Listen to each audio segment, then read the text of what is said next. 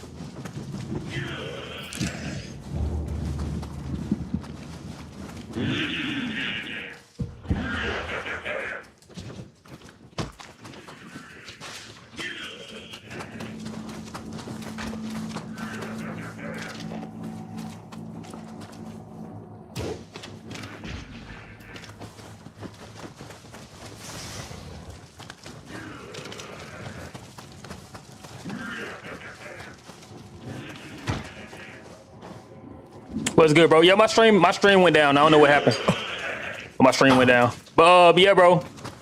I tell you what, bro. When you come back in here, I download Fortnite. Not Fortnite. I download Roblox. Next time you come back in here, I download Roblox and I'll get your gamer tag.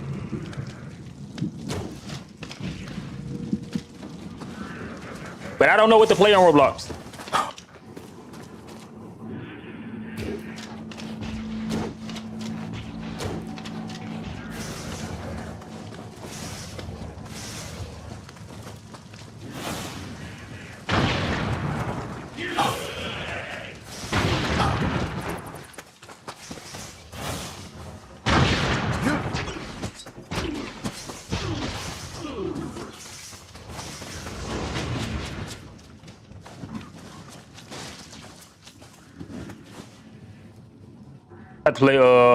Have to play a username.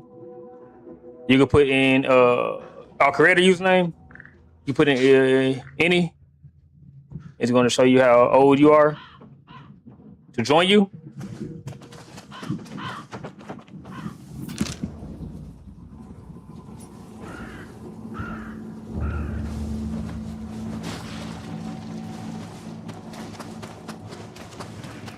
Appreciate the sub, man.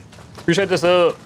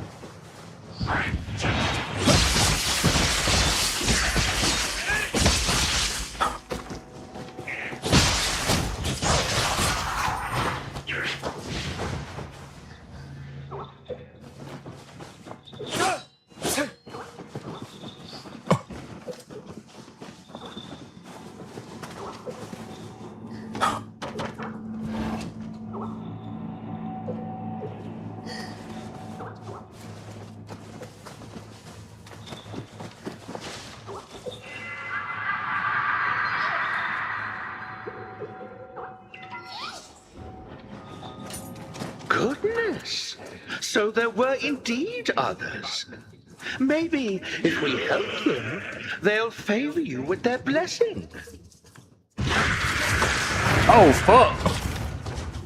Oh, I completed the mission.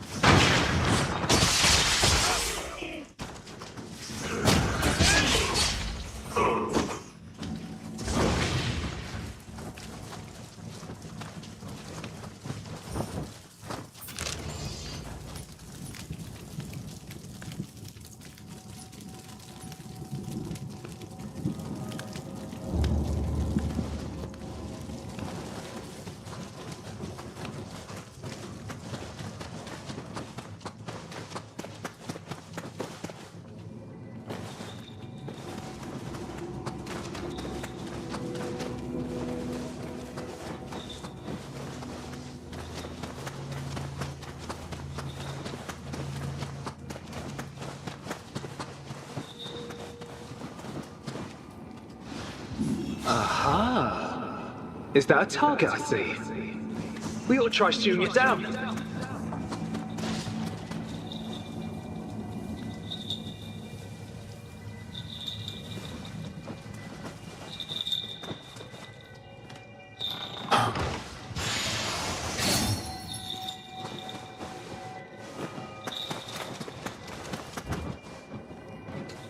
Got to go to sleep, man. All right, bro.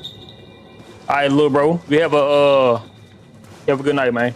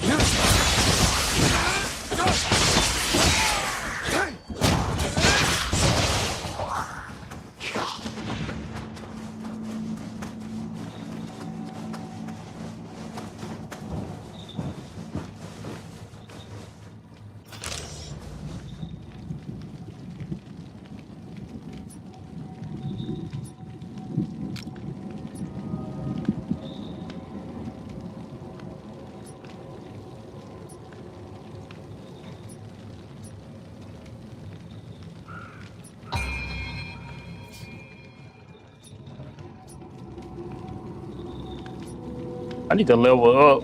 What level am I?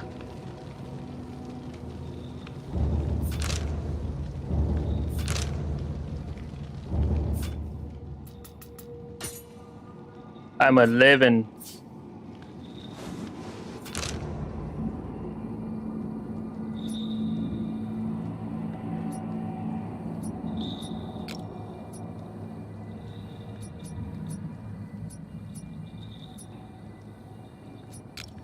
This here's that one.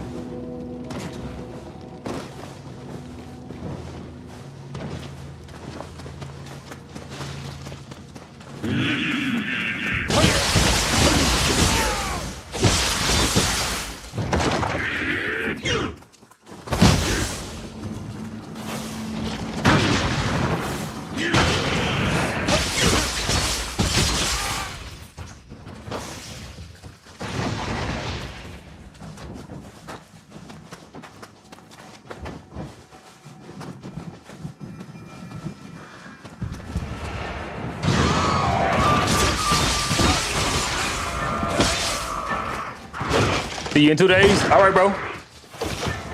Say less.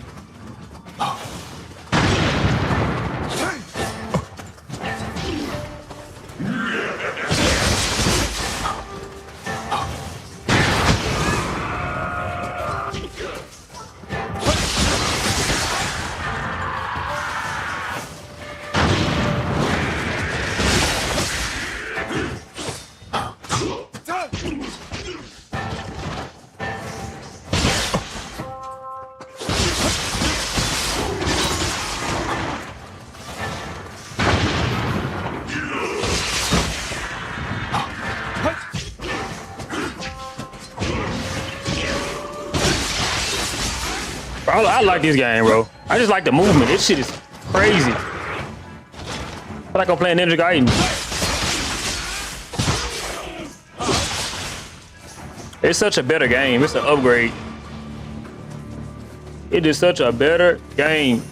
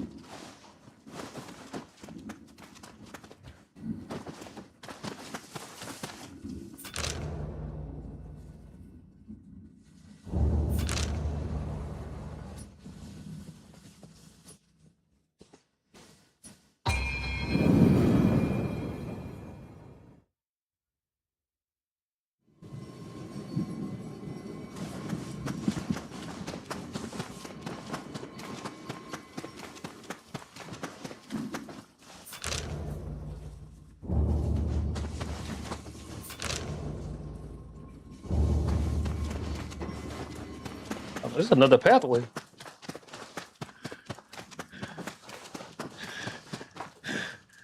We expect Takeda to invade at any moment, so the gate is closed.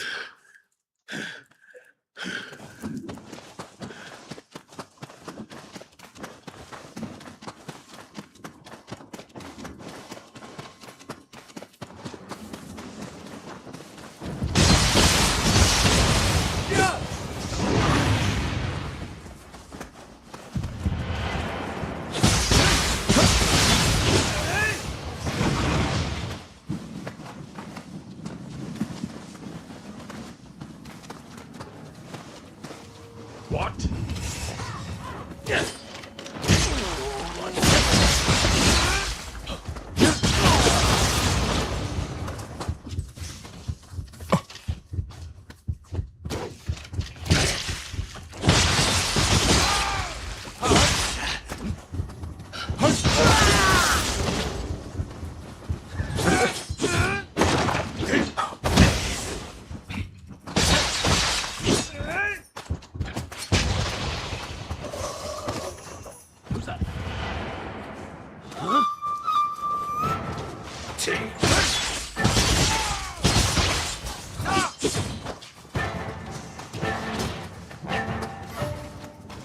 Over here!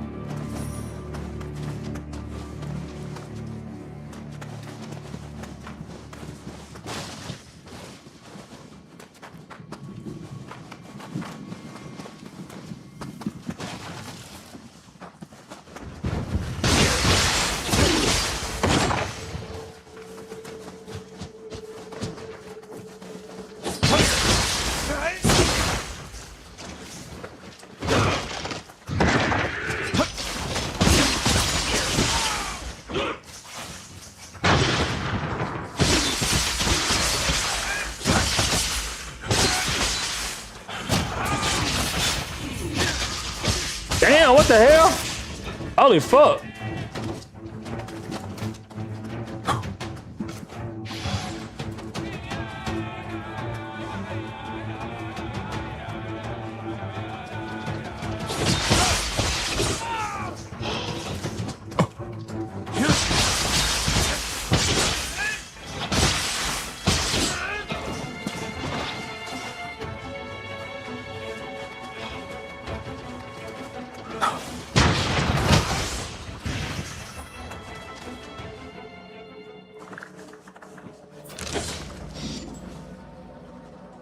Damn, I done came all the way down here.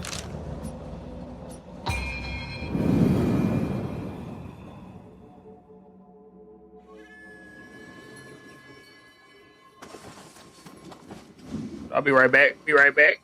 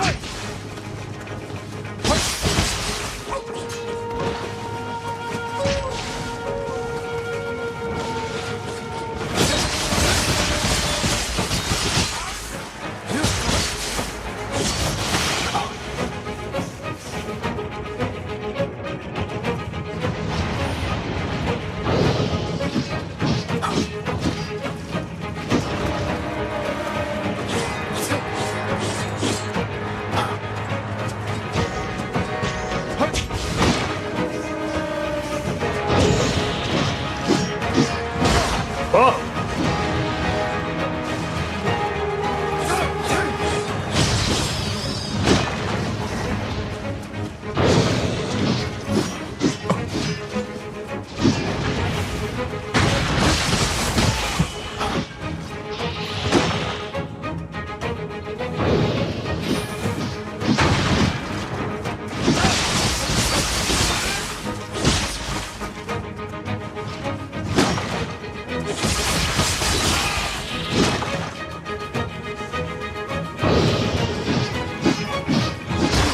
Oh, he still hit me.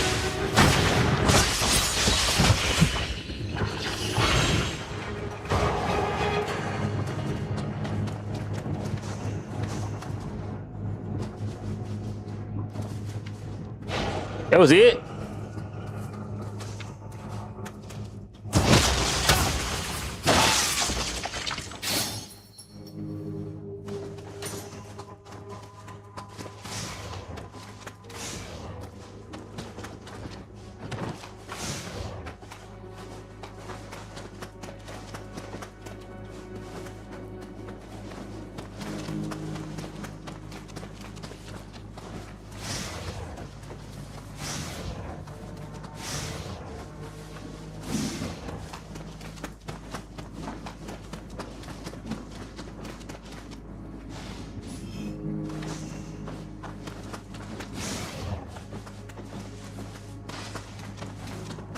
What was that?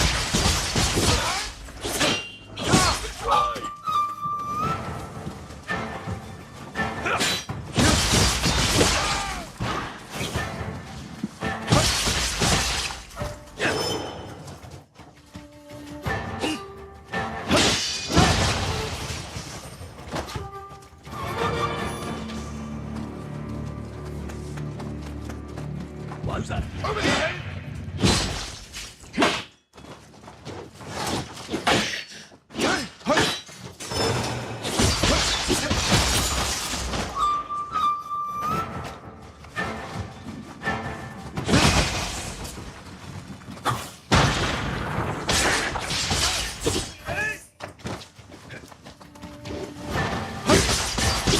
And the movement's so crazy.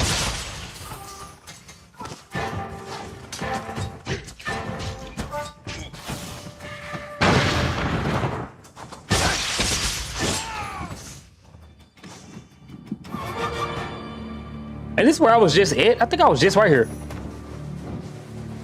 I was just right here.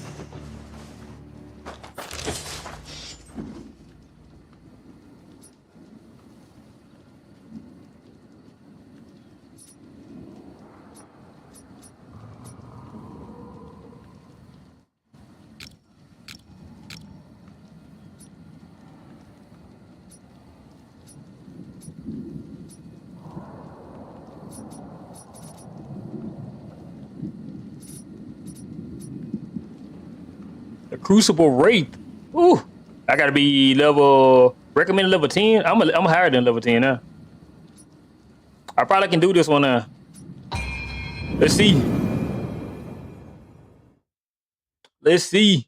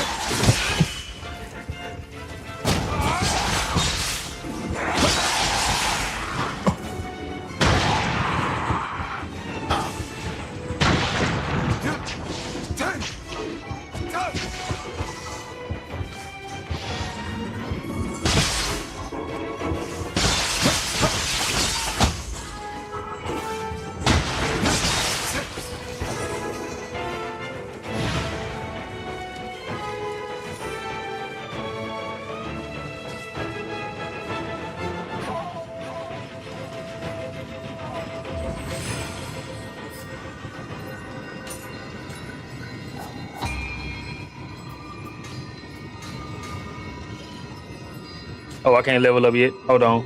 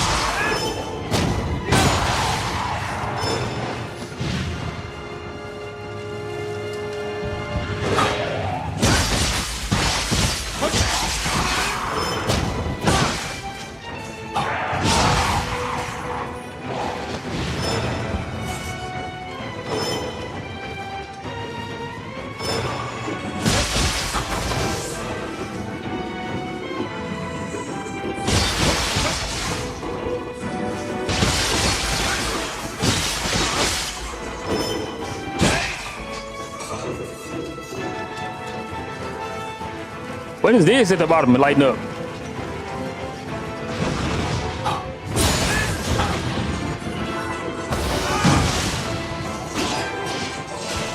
I got another ability.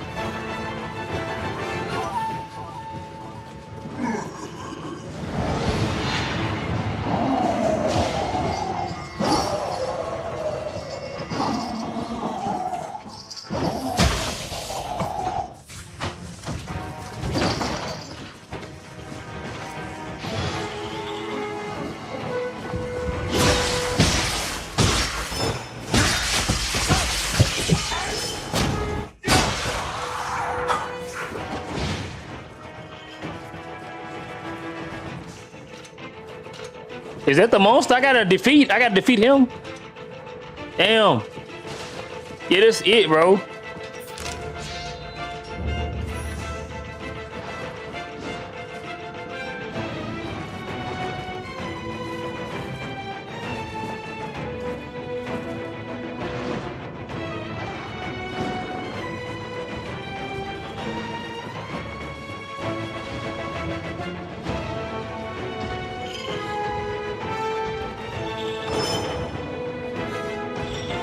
Fuck, here we go.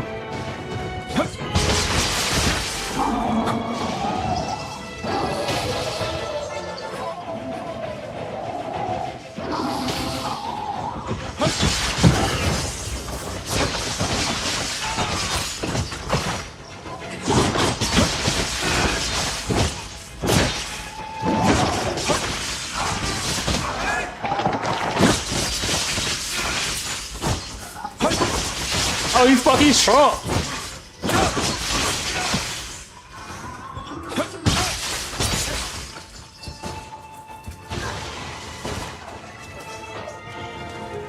Oh, I killed him. Fuck. He dropped all this shit in the lava. What the hell?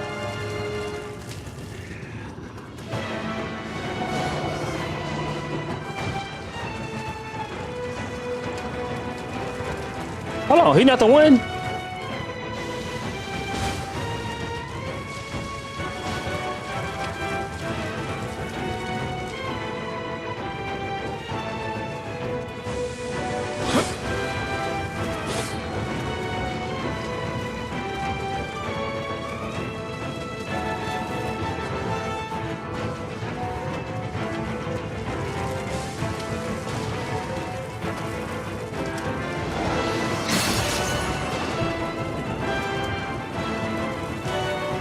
I bet it's that thing over there, bro. The real. Oh my god. Let's get the wrong one.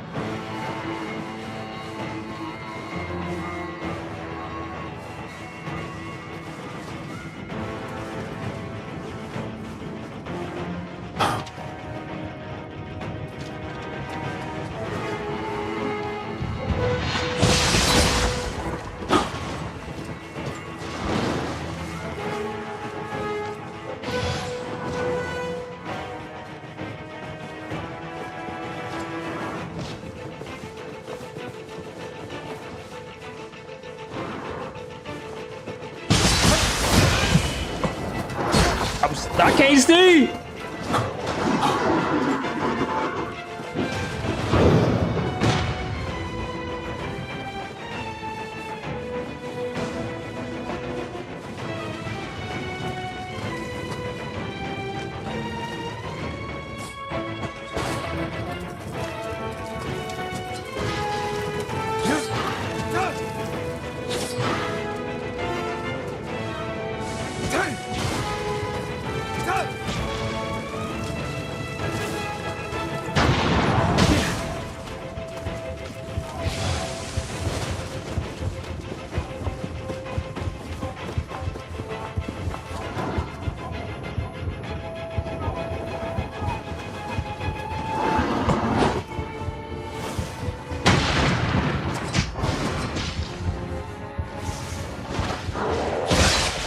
He pretty tanky. Oh my god.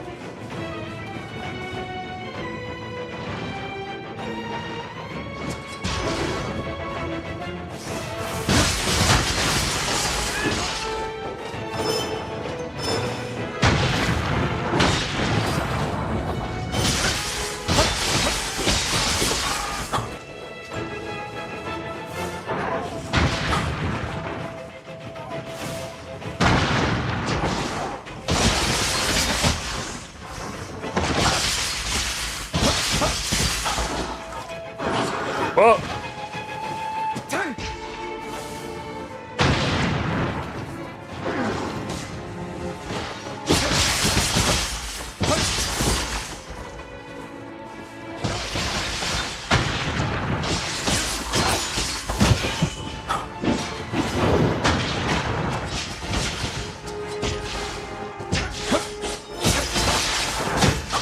Oh shit. No, get up.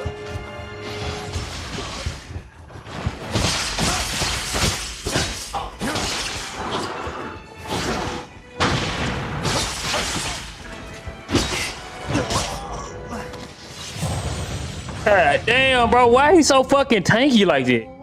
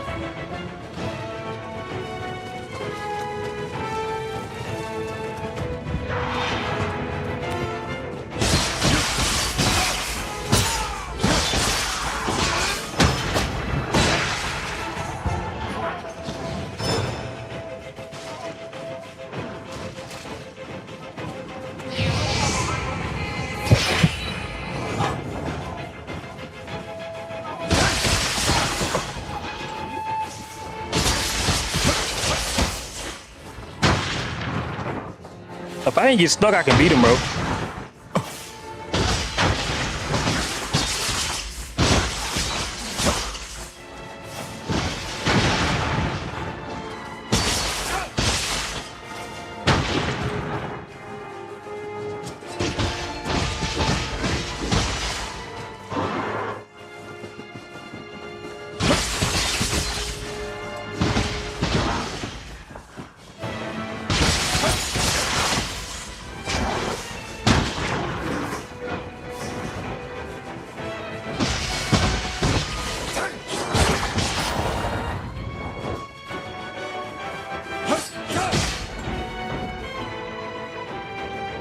He don't even fight the other dude. That's crazy. Oh, there you go. You fight him now.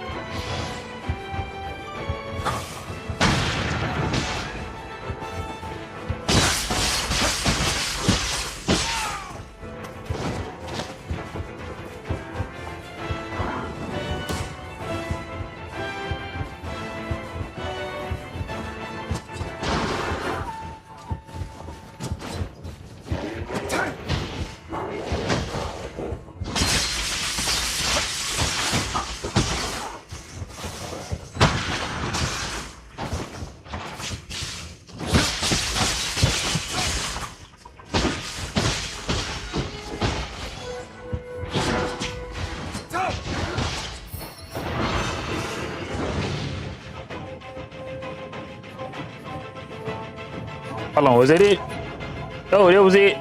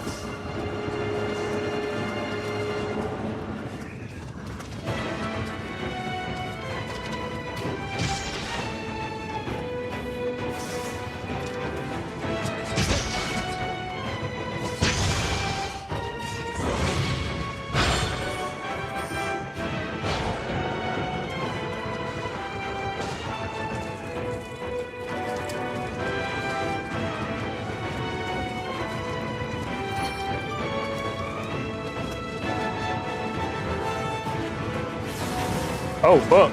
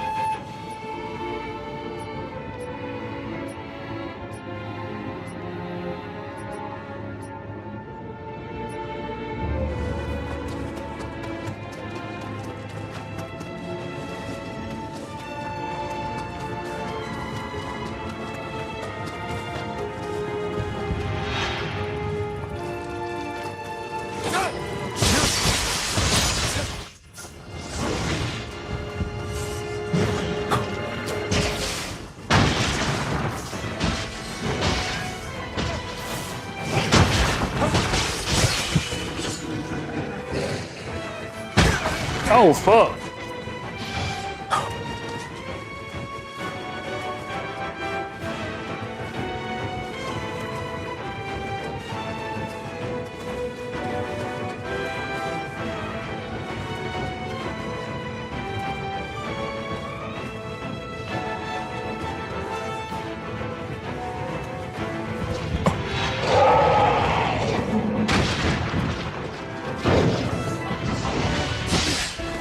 Oh shit.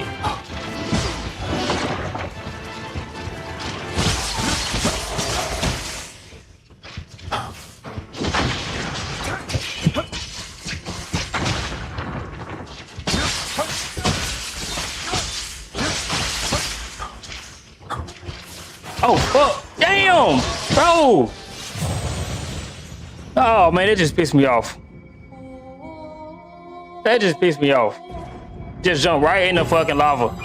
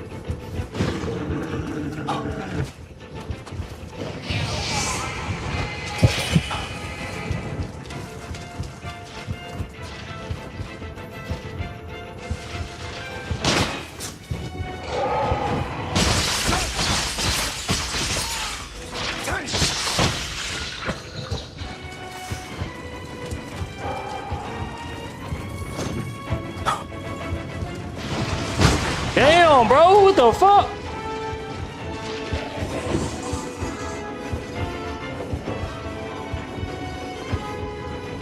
How the fuck is he moving like that?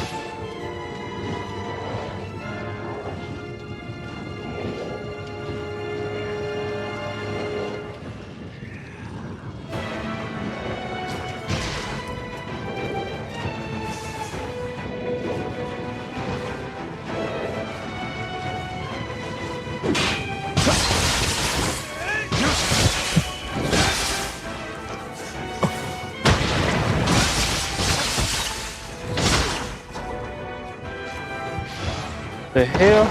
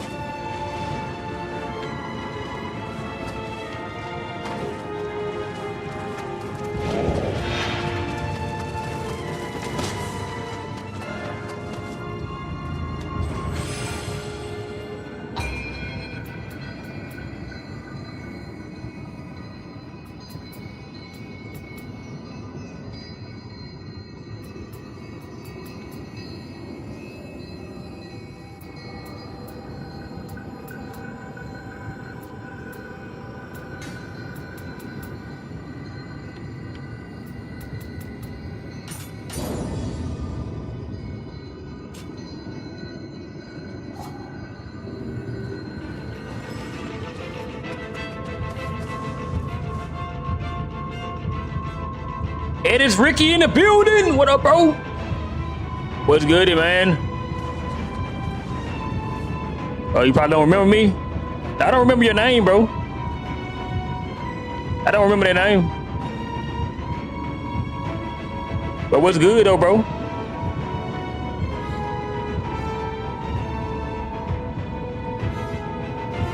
It's been a while. It's probably why, bro. It's probably why.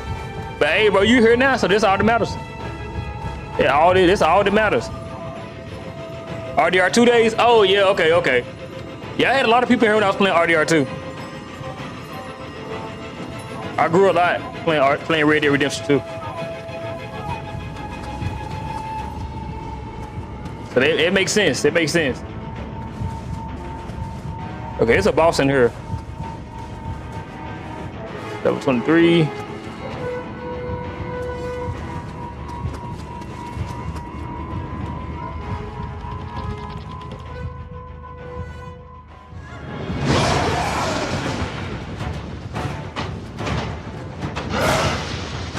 Oh, fuck.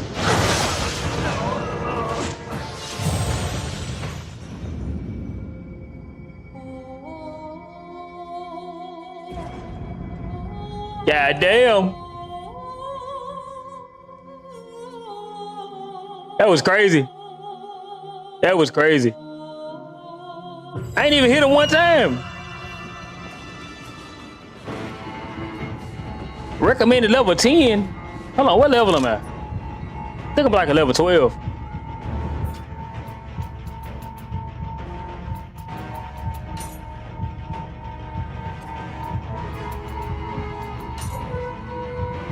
I'm a 16. And he killed me like that.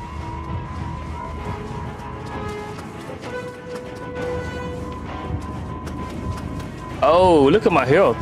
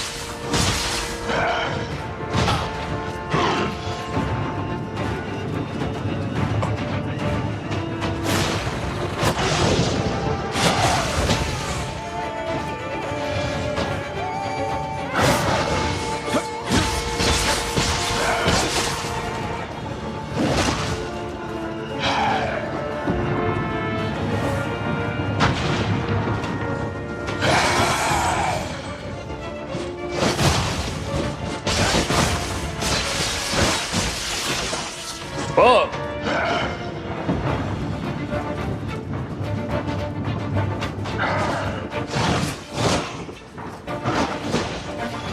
There's Neo for you though. God damn.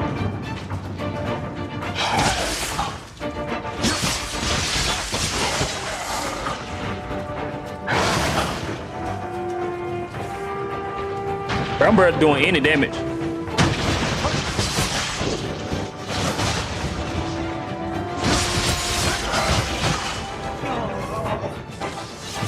You know what? I think I need to focus on his fucking his stamina bar. I think if I focus on his stamina bar, I probably can beat him.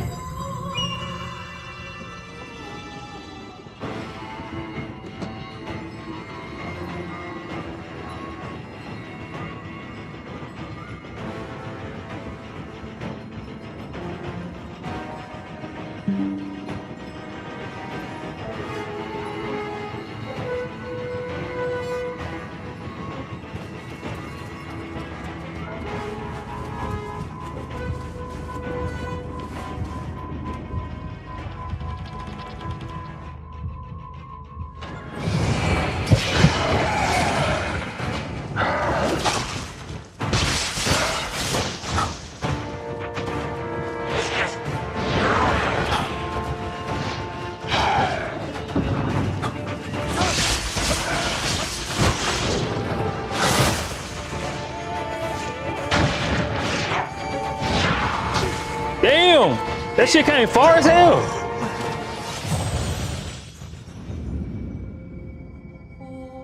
Oh my god.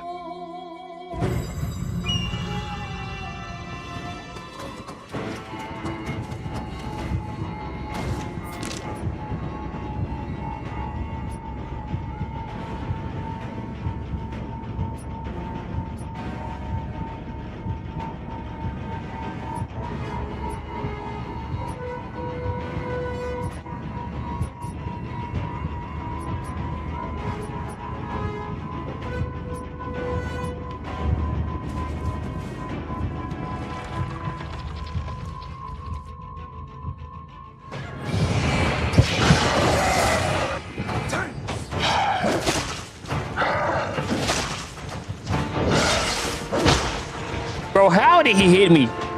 I was moving.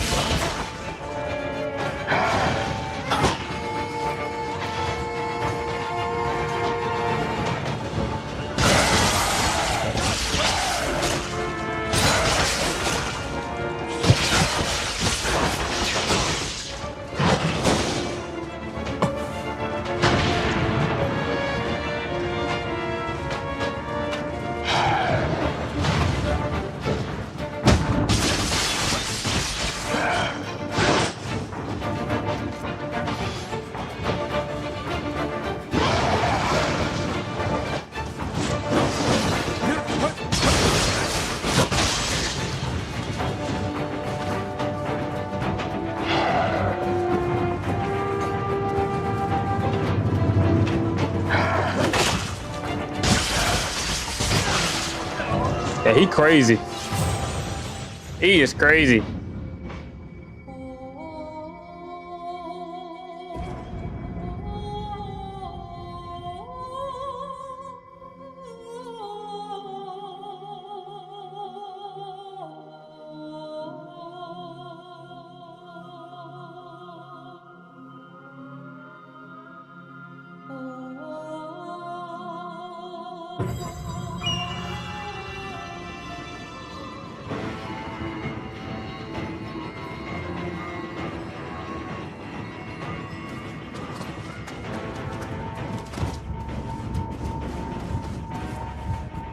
Yeah, I think he's too strong for me right now.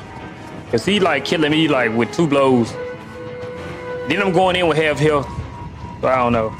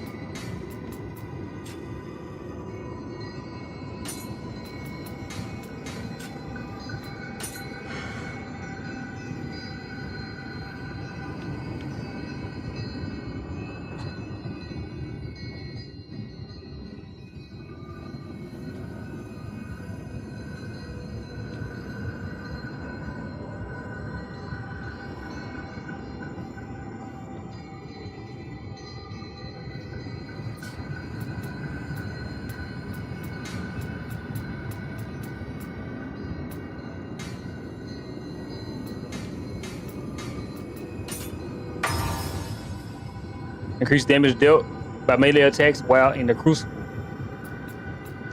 Okay.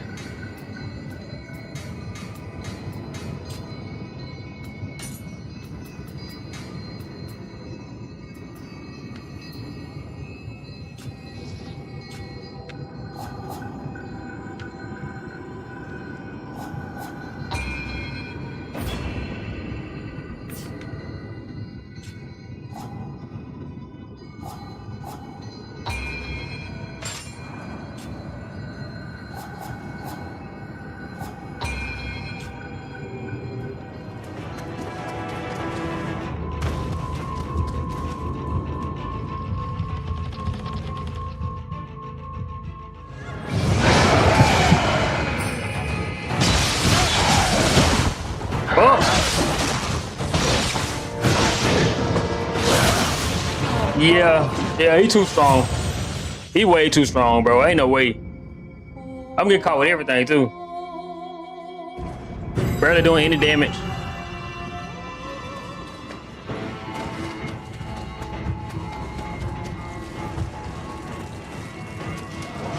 And I thought the battlefield was hell. Oh man. Compared to this, war is a paradise.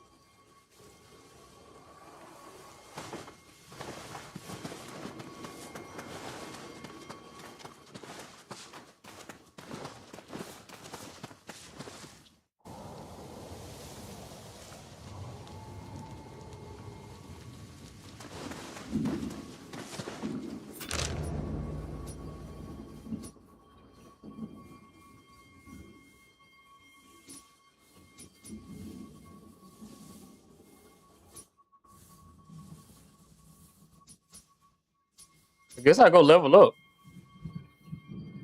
A recommended level is 14. And I'm a 16. So I'm above the recommended level, but I'm just not strong enough to beat the final boss in here.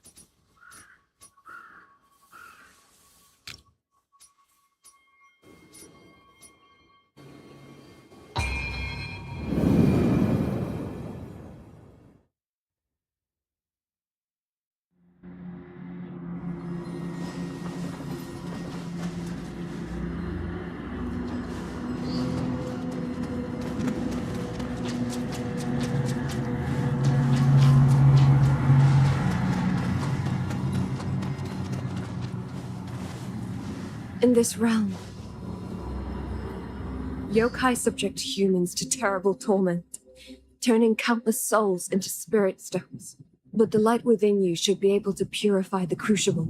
Please, trust in me and lend me your strength. Crucible. Lend me your strength. I need your mother. I need your help. The hell. Get my ass toasted in.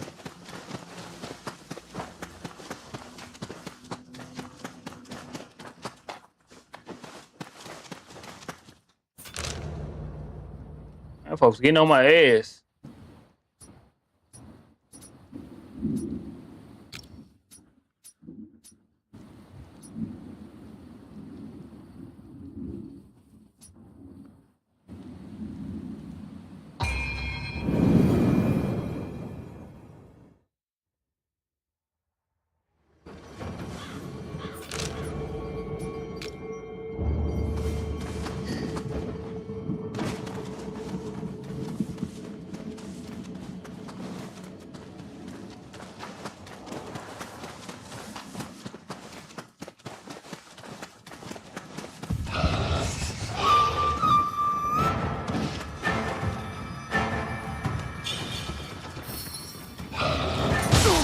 Oh shit. Oh fuck.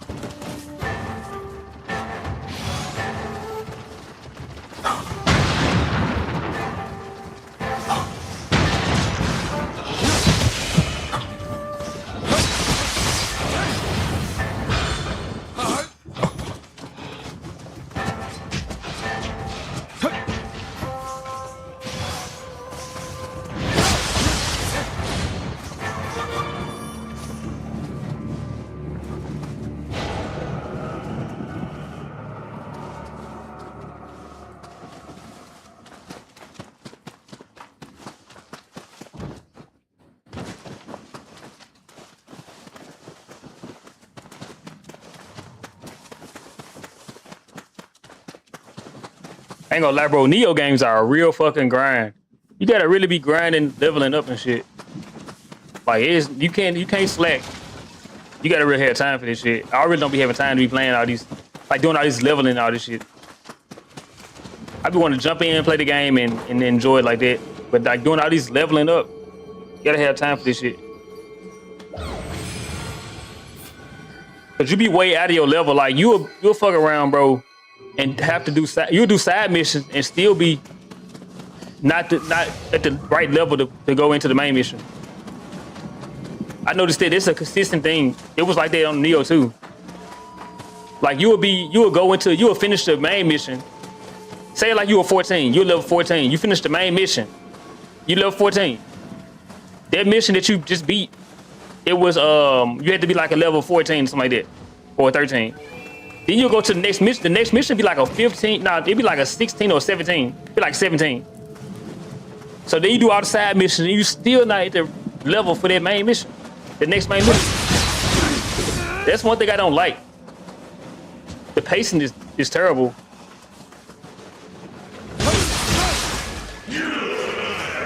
If I do all the side missions, I should end up being the right level to go into the next main mission. I should have to keep on playing the side mission over and over, or keep going to the main mission and just keep dying until I level up.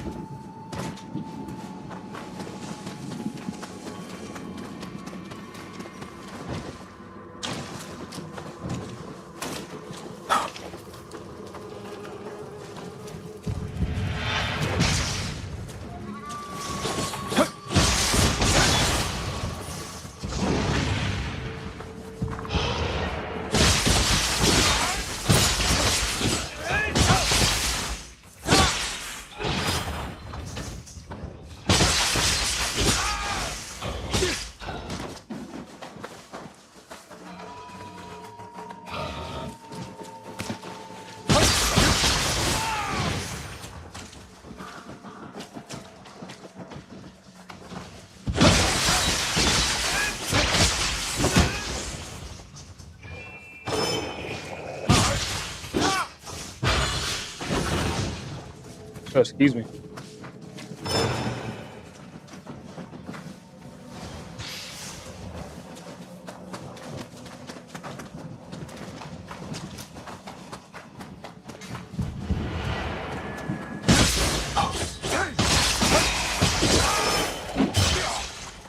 Damn.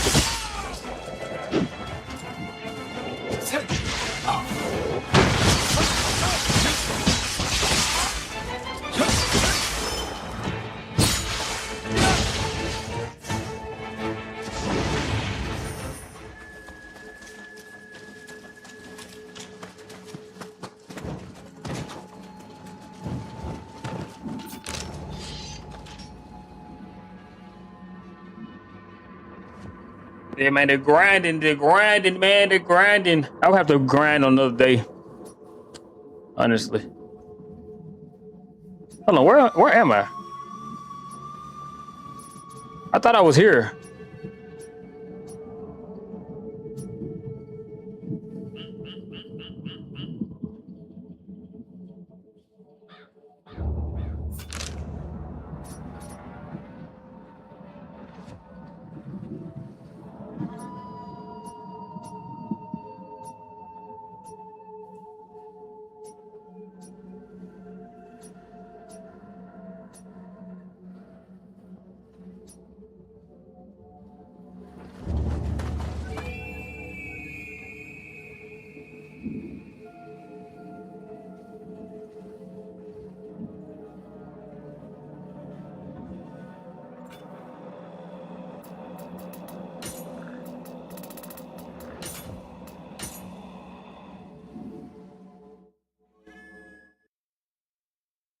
I don't know if I would actually buy that game, to be honest.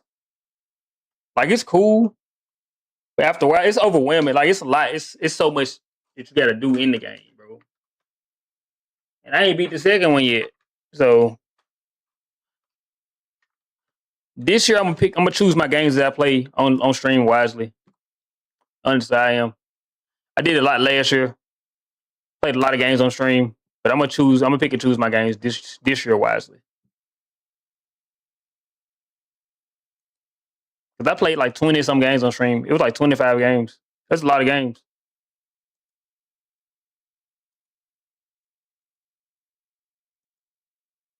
But I want to get to some of these videos, bro, that I want to react to, that I saw on here, bro.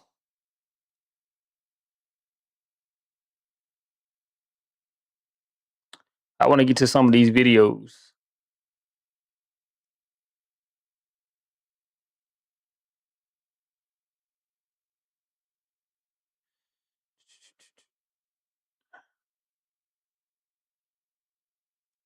The shit that's funny is if I Hold on.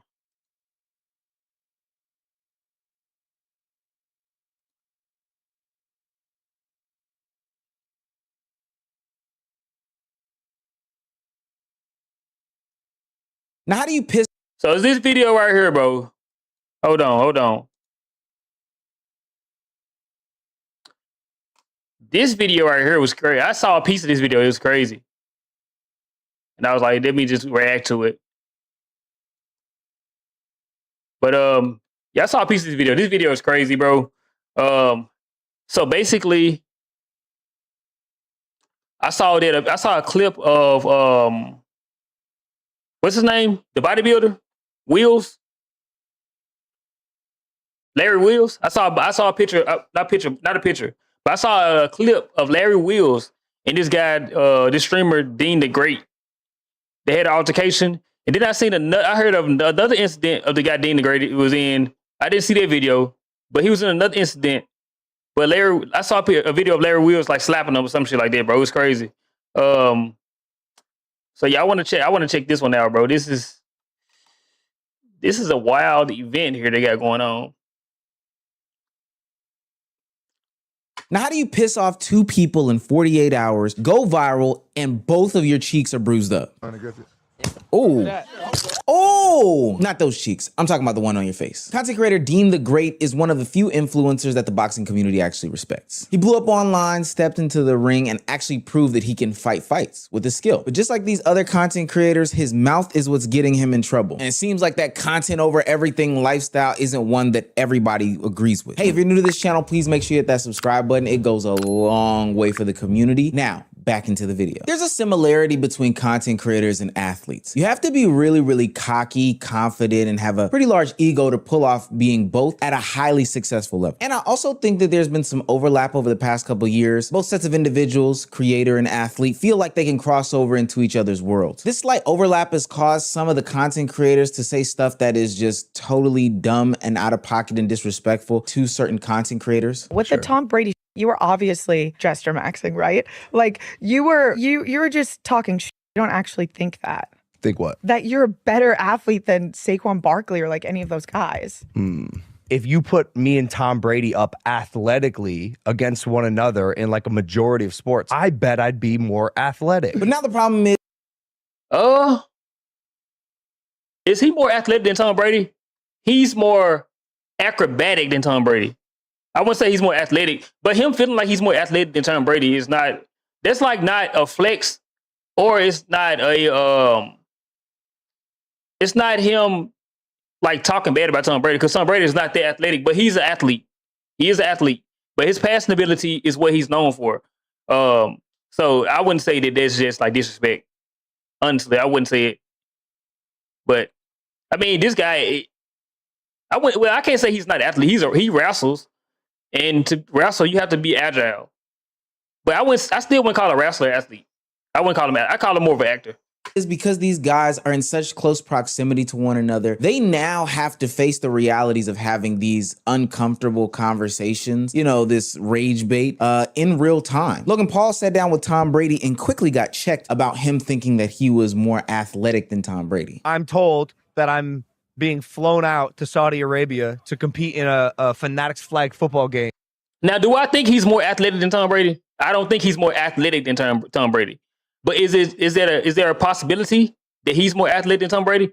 Yeah, because Tom Brady is not like very, very athletic. He's a great passer, but he's not like very, very athletic. But Tom Brady is athletic. Now, I don't want to be misunderstood. He's athletic, but yeah. But I don't know with Tom Brady. If it was somebody else, like if it's Saquon Barkley, then I would say no. Definitely, hell no. He definitely ain't more athletic than Saquon Barkley. But like Tom Brady, maybe not. You know what? With you, Yeah, you know what? I'm actually a little worried for you because I know Worried for me? Well, you're a good athlete, but you're like No. These guys Great. are another level.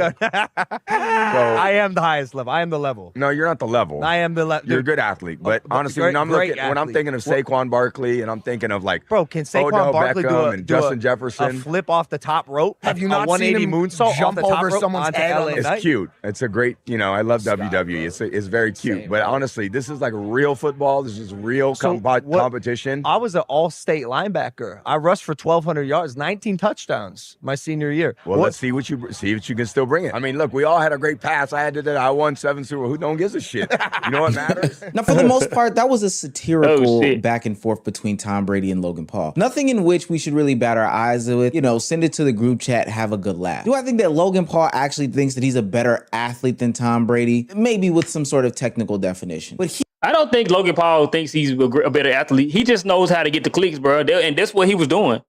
He was clip forming. Like, that's all you see now when it come down to content.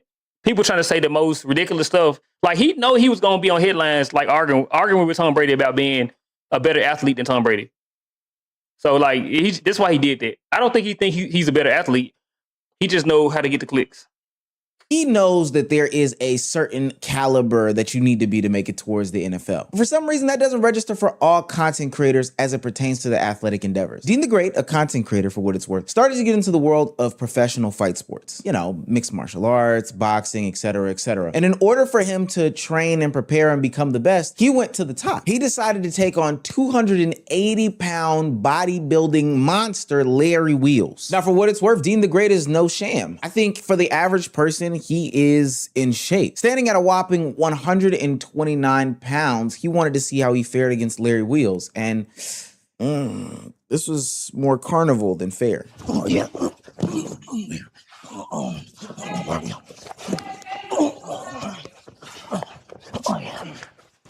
Oh, fuck. Hold on, nigga. What is he doing?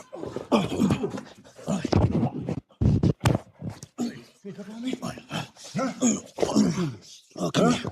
Come here. Oh, yeah. Oh, yeah. Oh, fuck.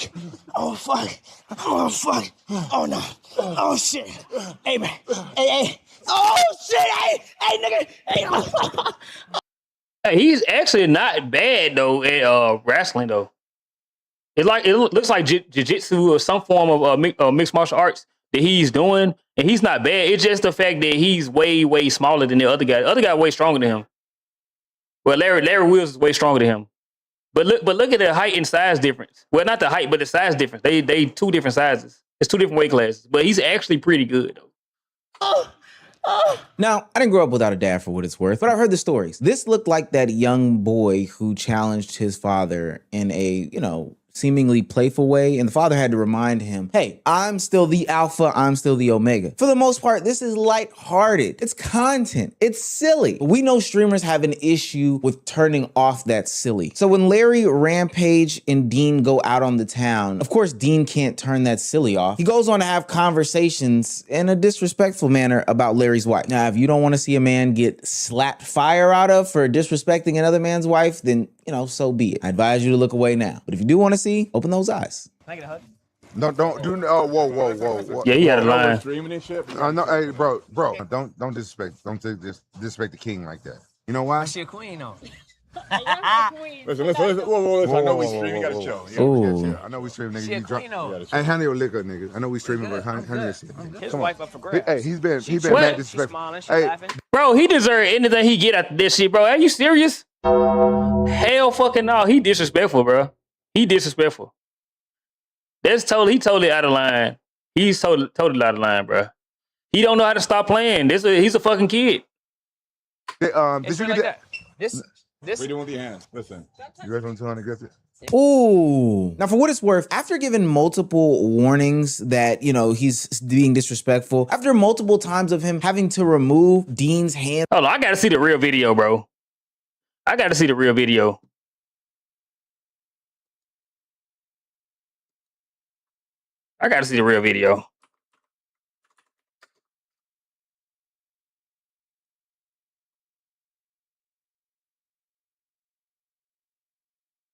Powerlifter Larry Wheels slapped boxer Dean the Great after he made disrespectful comments about his wife. Bro, you know why? She a queen, though.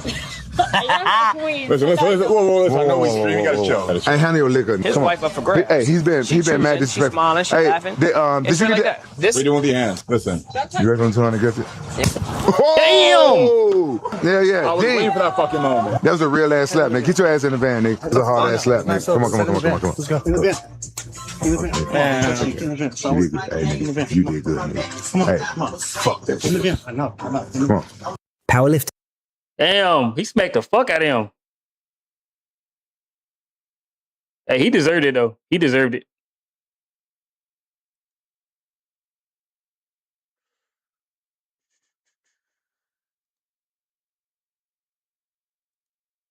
Dean's hands from going around his wife. I'm gonna be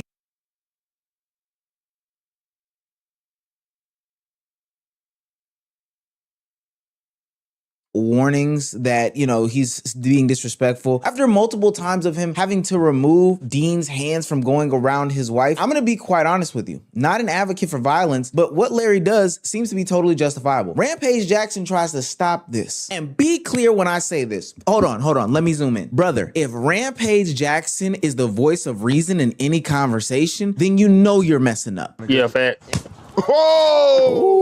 Ooh. All night getting shit on? Yeah. I was waiting for that fucking moment. That was a real ass slap, nigga. Get your ass in the van, nigga. Come on. Bitch ass nigga, fuck this nigga. Come on. Oh my God. Now, as a real street nigga, I know exactly what just happened there. When Rampage Jackson and the security guards decided both to... That's a real street nigga. Oh, Meezy, you a real street nigga? This nigga say that's a real street nigga? That's a real street nigga. Get around Dean and surround him and try to stop him. I know what that means. See, a lot of people don't understand. They would probably be asking themselves, well, why did they go after Larry Wheels? Why didn't they decide to surround around him? For one, Larry wasn't in the wrong. Content creators go straight disrespect mode for the sake of clicks, likes, and views all the time. It's something that I chastise them about quite frequently on this channel. Oftentimes, they're not met with any sort of consequence, but here's a time when somebody that's a man is totally not playing. And reason two is because Larry is not the most dangerous person in this situation. The person who can't understand when they are disrespecting somebody's wife and they're going way too far is the most dangerous person in the situation. Yeah, at this always. point, Dean is liable to do anything. So yeah, let's go ahead and get around you because you're not controlled in any of these situations. Plus, you'll probably get your ass beaten, and probably definitely. I got my strap in the car. Fuck this nigga, bro. This nigga just slapped the shit out of me in front of the girls, nigga. No, the girls didn't see it. He stopped me in front of his wife. These girls, they didn't see it. I'm being 100 with you. This nigga ain't bulletproof. What are we talking about? But I'm gonna tell you something. Hey, you my boy. Hey, you my boy. You my brother. Nigga, fuck that. I'm not gonna get slapped on camera, nigga. Hey, nigga. I ain't no bitch. I don't give a fuck. I know you're not bitch. I don't give a fuck about no nigga swing me around, nigga. Hey. Demon time? He's not bulletproof. What are you talking about? I swear, sometimes content creators and the YNs can't distinguish when Twitter stops being real life. Why is he giving all these buzzwords after he just got fire slapped out of his mouth from somebody? He embarrassed, bro, but at the same time, he gotta take accountability. You a grown man. You act like a kid, but you're a grown man at the end of the day. Honestly, bro, if I had got my ass slapped like that and I knew I was wrong, I would have just said I was wrong. I would just said I was wrong. What the fuck you want him to do in front of his wife? Like, honestly, you want him to go out like a bitch in front of his wife because you wanna act out of line? Like, come on, bro, it's crazy.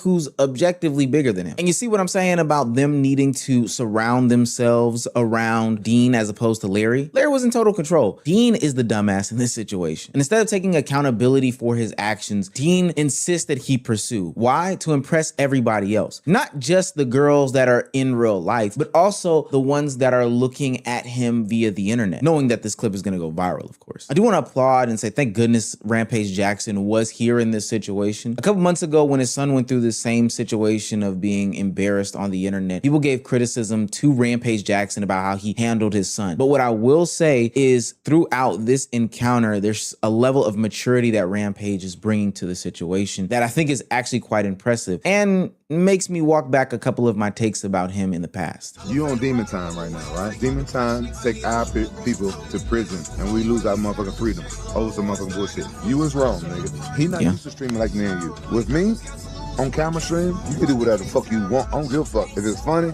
but he's new to streaming. You been calling a nigga a cuck, you been doing all that shit, and then you got on nigga wife. I'm gonna tell you something. Even after that nigga smack you, you owe him an apology. My jaw hurt. But I know your jaw hurt, but guess what? But no, you know what? That shows how tough you are. That is a 300-pound nigga that smacked you. And you took it like a motherfucking man. Good job on Hey, bro. Hey, if anybody can pep talk you after getting your ass whooped, it's Rampage. It is Rampage, bro. Like, this nigga is a fucking coach. He's a life coach. He don't even realize it. He don't even realize it, bro. He just really de-escalated the situation and made it not seem so bad, not feel so bad. If Rampage can pep talk you, then, bro, it really can de-escalate any type of fight. Because this man has been in all kind of fights. And he from my hometown too, Memphis, Tennessee, bro. Shout out to Rampage. Rampage a real one, for real. He a real one. I remember growing up because my uncle and them knew Rampage. They knew Rampage. They knew his dad and everything.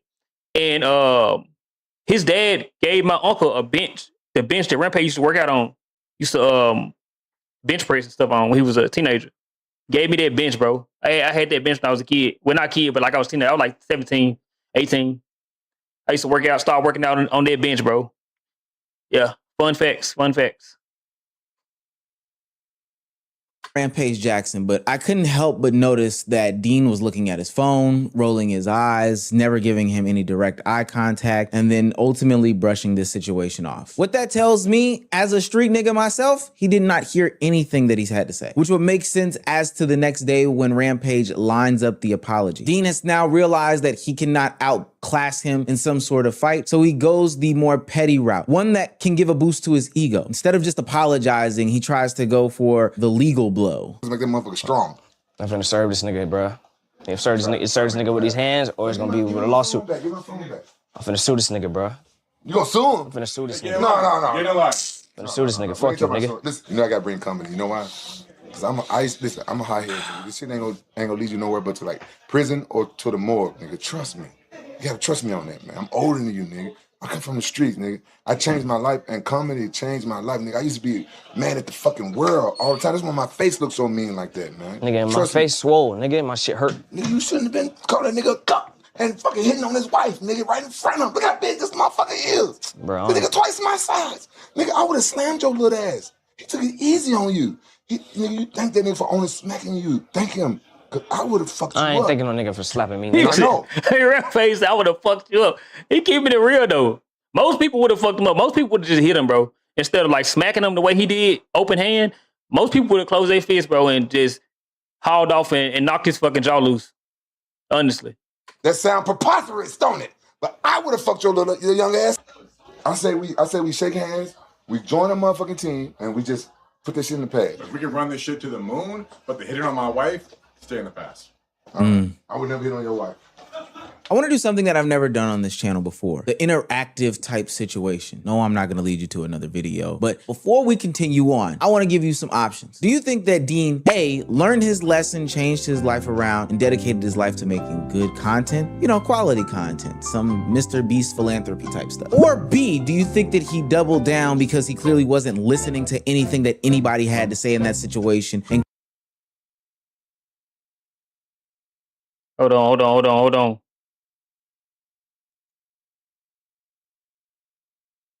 What the fuck happened?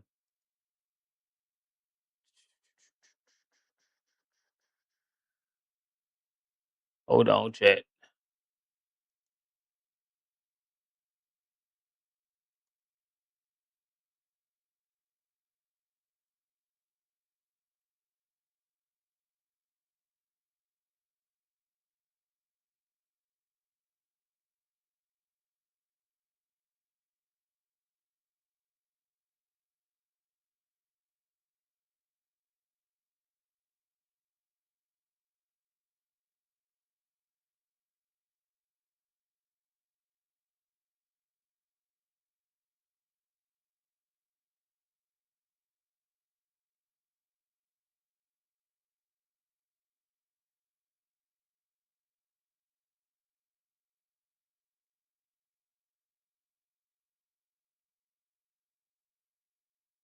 clearly still had his ego hurt? I'm gonna give you a second. Time's up. The answer is clearly B. Within a whopping 36 hours, and by whopping, I mean minuscule, Dean the Great finds himself into situation. No, I'm not gonna lead you to another video, but before we continue on, I wanna give you some options. Do you think that Dean, A, learned his lesson, changed his life around, and dedicated his life to making good content? You know, quality content, some Mr. Beast philanthropy type stuff. Or B, do you think that he doubled down because he clearly wasn't listening to anything that anybody had to say in that situation and clearly still had his ego hurt? I'm gonna give you a second. Time's up.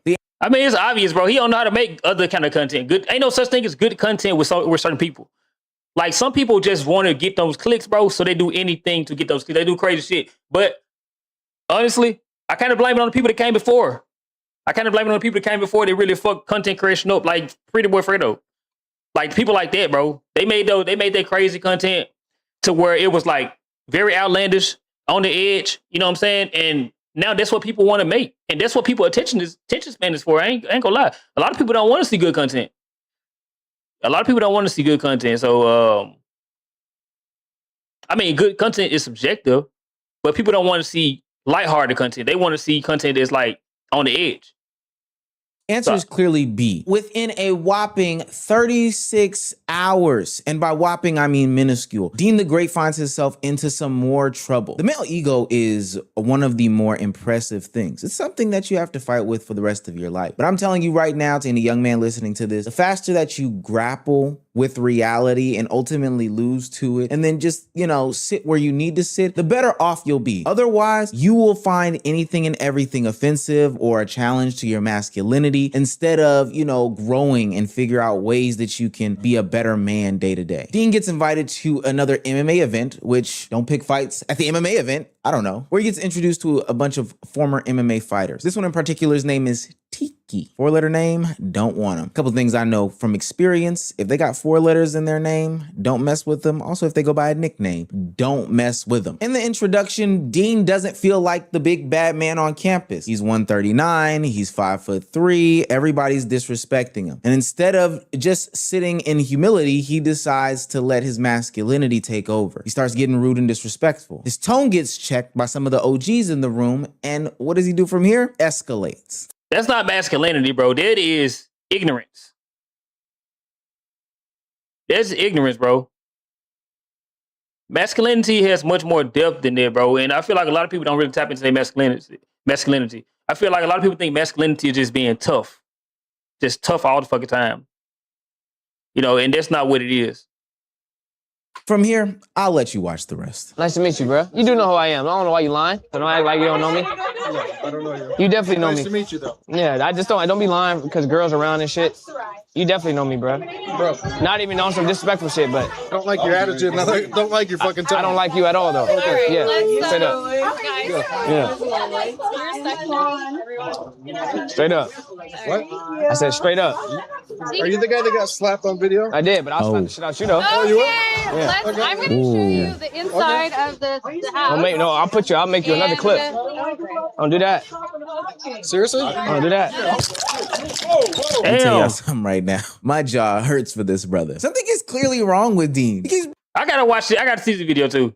Bro, what the hell? What makes him want to go to an MMA event and just walk around antagonizing people? Some screws are loose in his fucking head for real. Like there's some screws loose for real. I don't understand.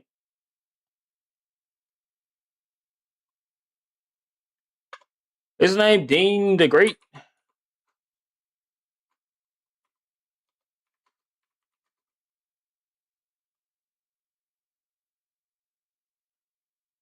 So he ended up some worse shit ended up happening to him than the slap.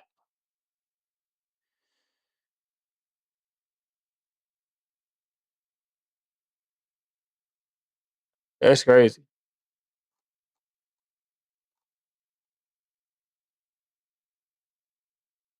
Why? Queen on.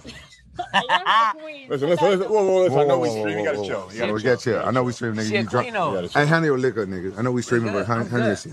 His wife up for grabs. Hey, he's been mad. Okay, you go show both of the clips. Did you get that? This. We're doing with your hands. Listen. You ready for him to get it? Oh! Dean! All night getting shit on? Yeah. I was Dean! waiting for that fucking moment.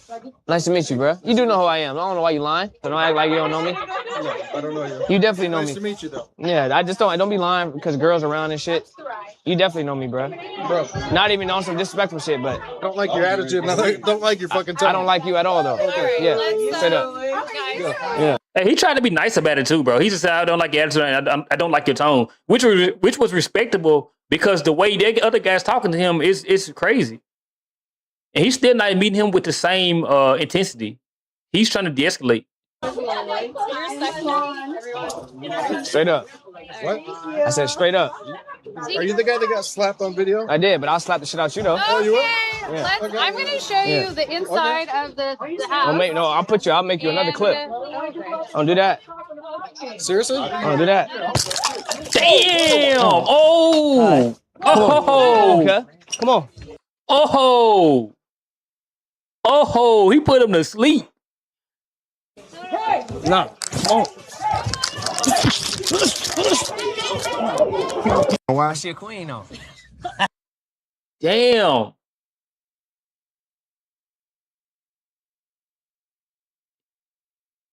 Yeah, bro, you can't come back. You can't come back now. You just a nigga who get punched on now at this point.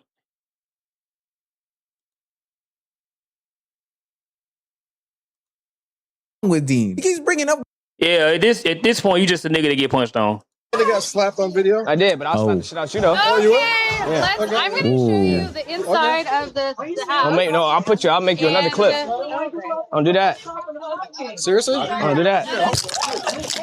Let me tell y'all something right now. My jaw hurts for this brother. Something is clearly wrong with Dean. He keeps bringing up women in these situations. Brother, nobody is checking for you. Especially if the word on the curb is that you're getting cold cocked by any and every MMA fighter out there. This is what I mean by grappling with reality as far as your masculinity goes as a man. Something that you need to learn earlier in life. Somebody giving you constructive criticism activates your fight or flight response. If you go to fight every single time, you're gonna have a problem. Specifically when you sit in the presence of a bunch of ex-MMA fighters. To be an MMA fighter, you have to be throwed off, gang. I don't know if you've ever seen pictures of stuff like cauliflower ear. And I know that's primarily in wrestling, but my brother, anybody who can do stuff like that, get their ears blown off, arms broke, scratches on the back, that is not a person to just say stuff to, let alone be disrespectful. And now you're sitting here laying on the floor waiting for CSI to come and give you a chalk outline because you wanted to impress the huz. I know you can't even spell huz right about now. All right. Come on, cuz. Come on. No. Come on. Oh, he goes back for more? What am I learning in real time? Man, fuck cut. He gonna sneak me, nigga. Chill out, man. Clay ain't finna sneak me, nigga. Chill. And Rampage is with, bro. Rampage disconnect from this nigga. This nigga is crazy. What the hell? Hey, I'm honestly, bro. I'm shocked. I'm impressed. I thought he was knocked the fuck out. I thought he got knocked the fuck out. I ain't gonna lie. Him actually not being knocked out, I'm impressed. Cause he socked the shit out of him. Bro, whole ass nigga. Hey, let me talk to you, bro. The fuck? Let me talk to you, bro. Bitch ass nigga. Is he serious?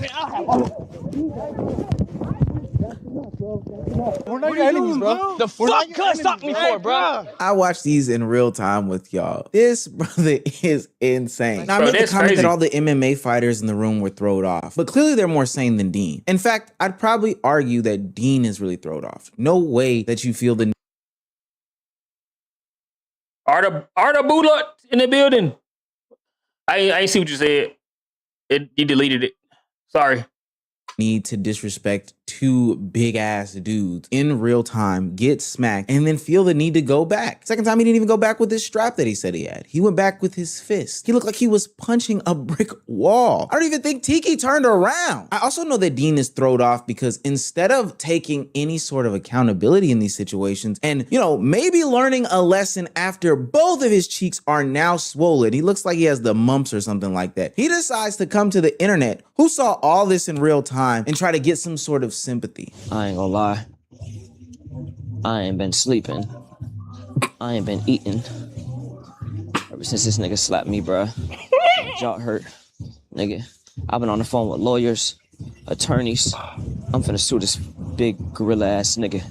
Cuck ass nigga. My jaw hurt. I can't sleep on my face. I can't sleep on my side. This shit traumatic, and y'all niggas don't understand. Y'all niggas think this shit funny. Y'all niggas think this shit a game, bro. This shit ain't no game, nigga. This shit real life. No, he ain't trying to get no sympathy, bro. He's making a joke out of it. He's making a joke out of it because clearly his jaw ain't broken. It ain't swollen. None of that shit. So, like, he's making a joke out of it. That's what it seemed like. That's the best thing he could do, though, is try to make light out of it. It was stupid. He should apologize, though, honestly. Would you fight Dean the Great? I ain't fighting nobody. If for money, yeah. For money, yeah. But I'm not just gonna fight nobody. I'm past this stage in my life, bro. I'm grown as fuck. Bruh. And I come on here that's vulnerable to y'all niggas. And, you know, I'm sick, nigga. I can't eat. I ain't ate shit. Nigga, I've been drinking smoothies out of straw. Drinking smoothies out of straw. Like, my jaw broke. Well, I do think a lot of this is funny because I love to see rude content creators get smacked up for thinking that everything is content. I think there's something wrong with these people. Some content creators forget that, like, everything doesn't need to be a clip. Everything doesn't need to be a moment. Every interaction isn't some sort of content, and there's boundaries and all this stuff. For what it's worth, I do think that Tiki and Larry gave it to Dean the Great pretty easy. They at least gave him some warnings. But if you can't heed these warnings because you're live on Twitch and you feel as if your masculinity is going to be challenged, your chat is going to say something, your community is going to clown you, then I don't really know what to tell you. And again, I'm not an advocate for violence, but I am siding with other content creators in this. He got what he deserved. What is this guy's problem? I mean, what are you 2 days in a row, bro? Why are you going up antagonizing people? I mean, listen, that guy punched the guy in the face. What? He punched him in the face. I get it. There was no, he didn't touch him. He didn't, I mean, no. Technically he did threaten him. No, but hold on a minute. He did threaten him. Hold on a second. But what I'm saying is the guy's he's wearing the microphone. He's walking around antagonizing people. Why? You're saying like he sneaked him. I don't know if he sneaked him, if he's saying like to his face this close. If you're saying, I'm going to slap you, I don't consider that. Ball guy was in the wrong. But Dean's saying like right up to his, you shouldn't say that to another man that I'm going to slap you while not being ready. Like that's a call to violence, right? Facts. You gotta understand that. Everyone say, oh, he sneaked him. He's saying he's threatening him to his face, bro. Are you the guy that got slapped on video? I did, but I'll slap the shit out you though. He just threatened him to his face. And he's in within punching distance. So I'm gonna show you the inside of the house. I'll make you another clip. Don't do that. Seriously? He's just threatened him. I'll make you a clip. Don't do that. I'll slap you. That's a threat. I don't know why this is a debate. I like Dean, but bro, he threatened him to his face. I ain't gonna lie, it was deserved. He warned him multiple times. It was deserved. Moral of the story isn't one that is like super righteous or whatever the case may be, not holier than thou. The moral of the story is, Dean, put your hands up, brother. Put your hands, protect yourself. You know what I'm saying? Like, this isn't a good protection method that you're going about doing this. And for what it's worth, you don't have too many more cheeks to get. The moral of the story is not put your hands up. The moral of the story is stop doing dumb shit. Like, everything is not content. Everybody is not playing with you, bro. Everybody is not playing with you. Stop doing dumb shit. But I just honestly think that he got humbled. I think he got humbled because he can fight. I can see the way he was moving on the mat, bro. Like, he got some skills. Honestly, I'm not even gonna cap. He got some skills, but at the same time, he thinks he's on the same level as those fighters, those MMA fighters and UFC fighters, but he's not. He's not. But even those people, they are humbled, bro. They are humble. People, when you go to the gym, like when I went to the gym, bro, kickboxing gym, everybody, all the top fighters in my gym was humble. They was humble as fuck. And you learn how to beat it once you realize your strength, bro. Once you really realize your own strength, you realize that you don't have to try to prove yourself and all this shit like that. Like, if you're going to, he seems like he's doing MMA because he's trying to prove himself. He want to fight regular people on the street. He want to fight people that he want to disrespect people, and he want to use it as a defense. Like, no. So, like, I understand he's doing it for the wrong reason, but I feel like he got humbled. And that's just that on it. He deserved it.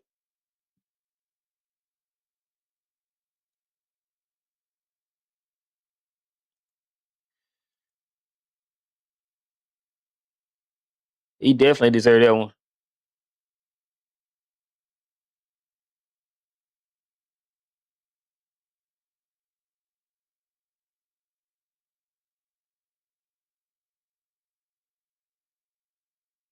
You said you would destroy him? You would destroy him, bro? I mean, I wouldn't fight. Like, if I got to defend myself, yeah, but I'm not just finna fight nobody, bro. I'm not finna just be walking around fighting people. That shit get you put in jail, bro, or worse, honestly. You get all kind of charges put on you, and you can't get that shit off you. Yeah. But if I got to defend myself, yeah. Like, I feel like Larry Wheels did the right thing. He smacked the shit out of him because he disrespected him in front of his wife. And he was disrespecting his wife. Like, I mean, I get it. I would do the same thing in that situation.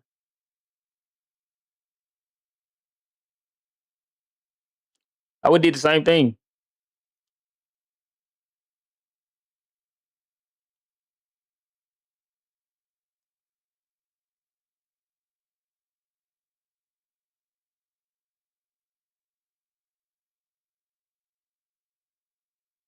That was another video I wanted to react to too. Weight matters. Yeah, weight matters. Weight does matter. Weight matters. I would say weight matters if someone knows how to use their weight. Appreciate the sub, man. So like if it's two boxers, right? Or two UFC fighters, two MMA fighters, whatever. Like, if they have the same skill set, but one is bigger than the other, and they have the same IQ, then yeah, I would say the weight matters. But if you got better IQ and you got better skills as far as fighting than somebody else, then weight, it can play a part, but it don't really matter that much. It don't really matter as much.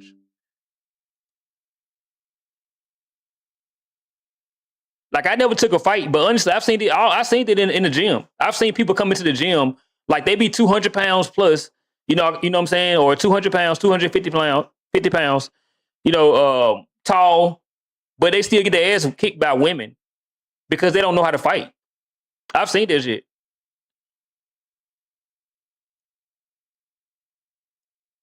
I've seen it. So weight matters if you got skills. Do I think he can beat Larry Wheels? I don't think he can beat. I think he can outskill Larry Wheels, but I don't think he can beat him. But you never know. He probably good. But the other dude, the other UFC fighter, he can't beat him. If Larry Wheels got training though, he probably can't beat Larry Wheels. But the UFC fighter, he definitely not beating him. Or MMA. I say UFC, but MMA fighter, he ain't beating him. Or he ain't beat Rampage, nobody like that.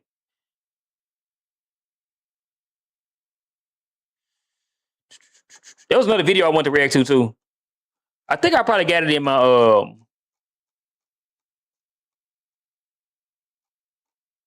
I think I got it in my watch later. Probably not. History.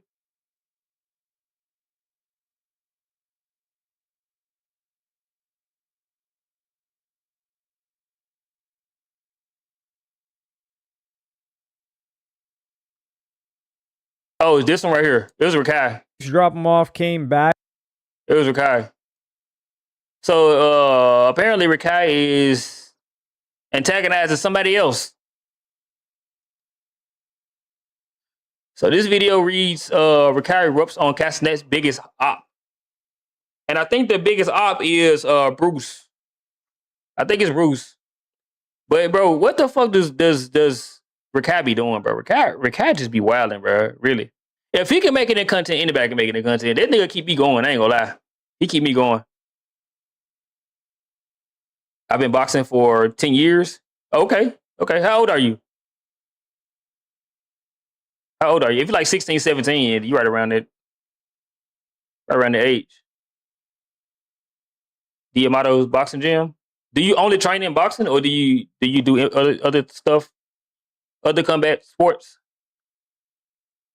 Do you do MMA? I did kickboxing. But I also did other stuff too. So I didn't just train in kickboxing, but that was my primary. But I did MMA too. I did some things in MMA. I did training and jiu-jitsu. I want to really get back into jiu-jitsu though. That's what I want to get back into.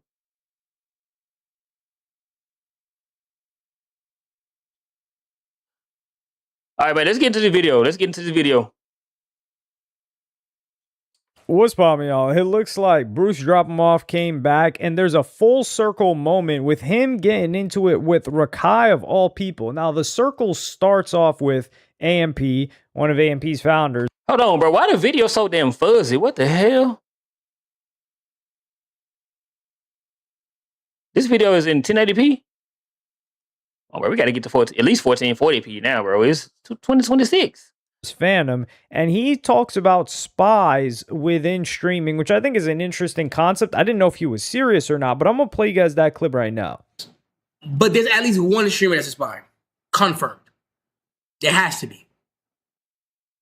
Now it's up to y'all to figure that shit out.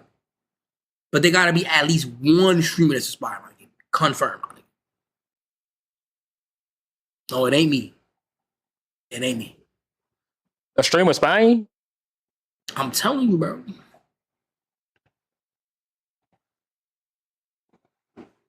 You're 20 years old? So you've been boxing since you was 10. That's not bad. That's not bad. I bet you're pretty good, though. Yo, hey, listen, y'all. Stay tight, man. Stay tight out there, dude. Yo, this is crazy, bro. This shit get deep, bro. This shit get deep fast, gang. So here, I don't know if Phantom's being serious. I do think that he's seen streaming develop, and it's gotten to such a mainstream point, the clips in particular, not the actual streams, because maybe a tenth, I would even say that far, 5% of the audience that sees streaming content actually watches streams. And Neon was one of the early people to notice this. So he spammed clips, and I don't even know how he affords the hundreds of thousands of dollars that he claims he spends a month on clippers. But that made him popular enough to where he was getting collaborations with people like Iggy Azalea, NBA players. Like, I think he was he the guy that went to see Michael Jackson's like collection? You just start to see things and you're like, huh. So honestly, if anybody's a spy, I'm willing to throw it on Neon. So basically, he already had money, and he basically paid for fame. Cause who the fuck paying that much money for clips? He spent a lot of money for clips, bro, to get his name out and likeness out there. But yeah, that's how the game is crooked as fuck now. It's twisted. Nobody ain't really grinding for real content.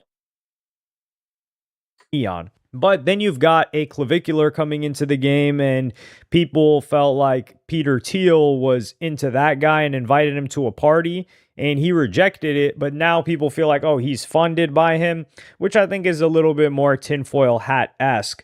But for sure, when there is something that has this much influence, people with money, they don't want to lose their influence and power, so they need to adopt it somehow.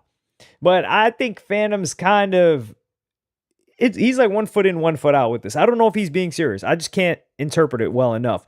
But Bruce Drop Him Off comes back, and yeah, he comes back with the heat.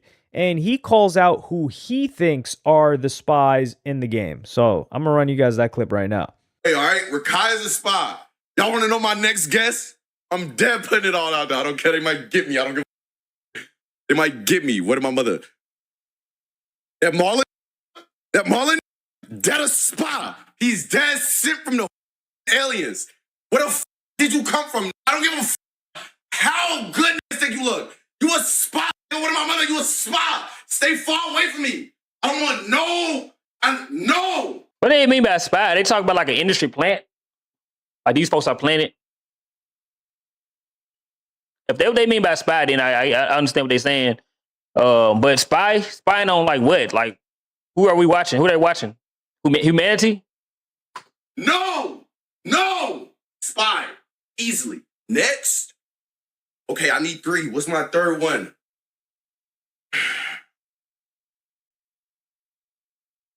I feel like I have to go like it. I feel like it could differ out, right? It could be a male or a female. It could be, it could be anybody, right?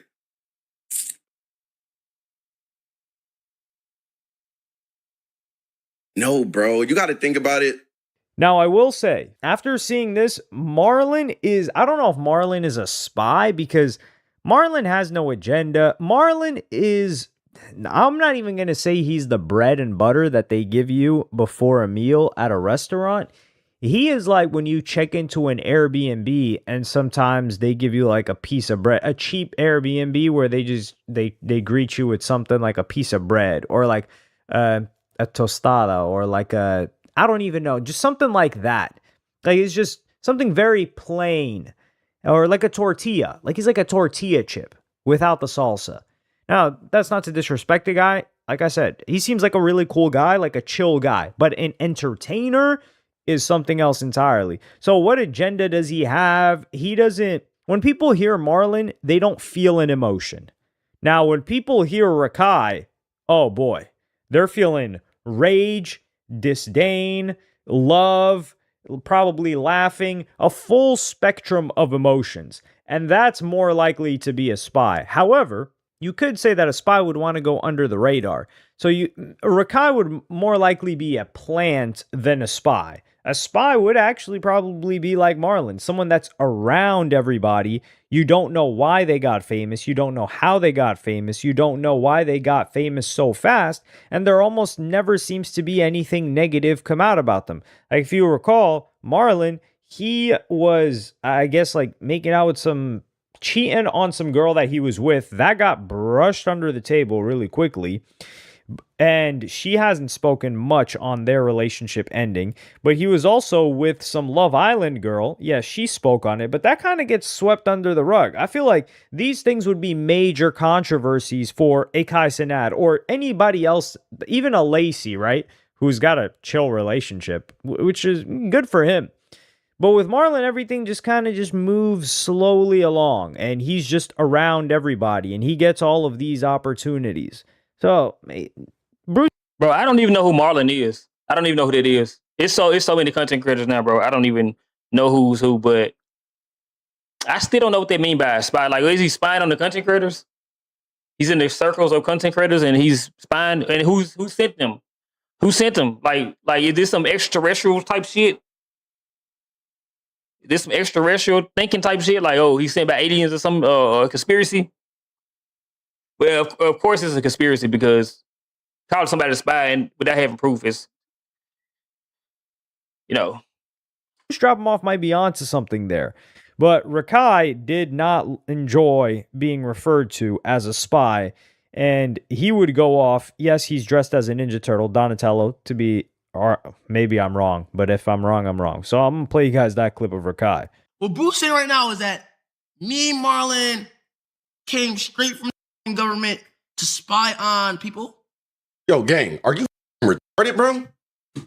Like, not even joking. Guys, gang, come on, gang. I like a spy. Ew! Yes! What are you? What is this? What the hell? He doesn't mog me. No, bro, stop. No, he doesn't, bro. This is a sub 5 level Floyd. Like, Bruce, gang, come on, ma. You old as Your big homie is Casa Nat. Your big homie is Casa Nat. Without him, you're nothing. On God. On God, you're nothing. You are shit on the ground. You stupid little I own you. I own you. You stupid looking. Bro, as a grown man, though, as a grown man, I'm not beefing with with Rakai, bro. I'm not beefing no kid. Even though he's like 17, he's gonna be 18, I think this year. But he just still childish, bro. Yeah, I'm not beefing with no young one. Now I understand he probably doing it for clicks, but I'm just not doing it. This don't look good for Bruce, and I like Bruce, but this don't look good for him. And also, you can't keep on like taking shots at Rakai saying like he ain't earned his keep, because even though Castanet got his name out there, like he still earned his stay. Even though he's annoying, I don't know who the fuck watch him. I can't watch a stream of him, bro. But I mean, he's entertaining to people, and people watch him. They watch him, bro. You can't credit that to Kai. I hate your lips. I hate your braces. I hate the way you breathe. Give me my spotted DYK back. I'm supposed to be that's my clover chain. Okay. Now I'm overly trolling. Bruce drop him off frequently takes breaks from streaming, and I think he just was on one where he said, yo, I'm coming back this stream and I'm gonna make sure I take over the timeline. So I don't think he feels this strongly about Rakai. I definitely don't think he likes Rakai, but it's funny to see Bruce drop him off start to get the you're old comments, because Bruce drop him off is what, 24, 25 years old. And Rakai is what, 17, 18? I mean, I know Rakai's girlfriend is 18, so he's got to be 17 at the least, 17, 18. And he's calling him old. But meanwhile, Kai Cenat is 24, 25. He's the same age as Bruce Drop Him Off. And Bruce Drop Him Off has been in the streaming game longer. The reason why I find this so funny is because Bruce Drop Him Off was a Rakai. Bruce, not in terms of the content. No, never. Bruce Drop Him Off was actually more chill back then. Bruce was 16, 17, streaming actively. And that's also why I think he has, or people feel like he has less experience in the real world, because he blew up very young, similar to Rakai. And he didn't get put on by anybody. He put himself on, so he had initiative in that regard. But he would always call people old that were like 23, 24. He was saying, man, Crazy. You're old as hell. I'm 16, I'm 17, I'm 18. Y'all are old. And considering that he was a fan of underground rap and Uzi and all of that. That shit right around the corner, I'm telling you, bro. That's why you can't be calling people old, bro. That shit right around the corner, bro. That age shit go fast. That shit go fast. I remember when I was 16, dog, 17. That shit seemed like it was just yesterday. That shit go so fast, bro. And when you young, you throw that, oh, you old shit around so quickly. That's the first thing come out your mouth. You trying to antagonize people. That's a matter of somebody young, though. You always think that, you thinking that calling somebody older than you old is antagonized. It's just not. It just shows your ignorance. But when that shit come back around, and the rabbit got the gun, well, not the rabbit got the gun, but that shit come around, and then it's your turn for the next young generation to call your ass old, and you not old. That shit hit different. Come on now, dog. That shit hit different, bro. I'm telling you. That shit, like, damn, it sting a little bit. Hokage in the building. What up, bro? That shit sting a little bit. I ain't gonna lie. I call my brother old. I used to call my brother old. My brother 10 years older than me. I used to be like, you old as hell. Like, bro, I was 20, he was 30. I used to be like, you old. Now I'm in my 30s, bro. I'm like, this shit is not old. What the fuck? You know what I'm saying? which if you think about it, I really do wonder how much Blackboy Max, he gives credit to Soul Illuminati, but how much did he get inspired by Bruce Drop 'Em Off of all people? Because if we're talking about underground rap music, Bruce Drop 'Em Off was the first streamer that was popular, that was locked into that stuff. Aiden Ross was with the mainstream rappers, and Blackboy Max after that, he was with like the new gen SoundCloud, most of which never made. So you telling me 28 this year? I've been grinding on the editing journey.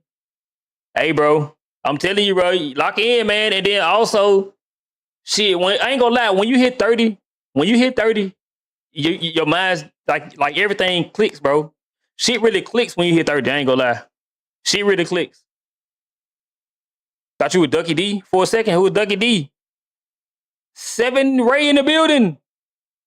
I don't know who Ducky D is, bro. That's a cold air night. Ducky D. Ducky D in the building. All right, let's get back to the video, man. He said, but I will always come back to the stream. Appreciate you, bro. Appreciate you, ISO. I appreciate you, brother. It anywhere, but Bruce was tapped in. He was tapped in with a lot of different stuff. So honestly, like Bruce was a little bit of an older version of Blackboy Max in terms of content, like hip hop, basketball, all this other stuff. Granted, Bruce was more of a solo act, whereas Blackboy Max was more collaborative, and Bruce didn't make music. But it's funny to see it come full circle. And I don't think that Bruce is, or he's not saying that, yo, I'm actually young, I'm not old. I like how he turns it into your big homies, Kai Cenat. But Rakai could just say, like, yo, Kai Cenat retired from streaming. Here you are, still streaming. Or at least it looks like Kai Cenat retired from streaming, which I think Kai Cenat... Ooh, that's a cold ass line. Hey, my boy in this video getting off. He got off. Hold on, what's his name? Hello, Yasin? Yasin? He got off with that one. Castanet retired from streaming. Your ass still going, so what they say about you? Hey, that's tough. That's tough. That's tough. Is missing the game right now. There's always going to be a grass is the other side mentality, and I think when he's running into struggles with the fashion stuff, he's like, man, I'm kind of miss streaming. I miss my old community. I think he looks back on it fondly when he was first blowing up and he actually had a community and he wasn't just this big superstar face of streaming, Mr. Beast of streaming, like I like to call him. But Rakai is definitely not no damn spy. I do think that this back and forth is great for Bruce Drop 'Em Off. Bruce Drop 'Em Off should farm Rakai as much as possible. Yeah, so thanks. That's the full circle. The full circle is that you have Phantom, who starts off talking about this, that's AMP. You have Bruce Drop 'Em Off, who's replies to this and points out some spies in Clover Boys, and then you have it circle back to Clover Boys, which is also AMP. But it also goes back to Kai Cenat, because at one point in time, Bruce Drop 'Em Off was tight with Kai, and then Kai cut him off because he was talking crazy. He was moving like KD was moving. The Bruce Drop 'Em Off, the DEO files were the first to release. Before that mod, man, he's never trusting another moderator again, which he shouldn't. He should not be trusting. The only person that can trust their mods is Academics. Grand Wizard, he can trust that guy. Now, there was another mod in the past that definitely was a complete freak show, but hey, that's a different story. But yeah, that guy, he is Academics' right-hand man. But the majority of streamers do not trust your mods. These people just want content. And if you're going to be the content, if they expose you, they will do that in a heartbeat. But let me know what y'all think about this in the comments. Hey, you know what, bro? I said earlier I wouldn't be beefing with Rakai. I'm too grown for this shit. You know what? I ain't too grown for this shit. Let's farm Rakai. Let's farm Rakai. I'll farm the shit Rakai too. Like, fuck it. Let's go. Shit. But it just seemed like a little fun beef. It don't seem like that serious, because honestly, ain't none of their ass no fucking spy, bro. Ain't none of them no fucking spy. Plant, yeah, it might be some plants there, but ain't no fucking spy. Like, yeah, you can't even prove it. So it's just a little fun, crazy beef. Seems like it shouldn't get that crazy. It shouldn't get that far. But he know who to attack, because His ass gonna bite the bait every time, bro. Rick High gonna bite the bait every time. Cause he not mature. He not mature yet. Said cooking rotel dip, but I'm here. Hey, bro, shout out to the rotel. Don't burn that shit. Don't burn that shit, cuz.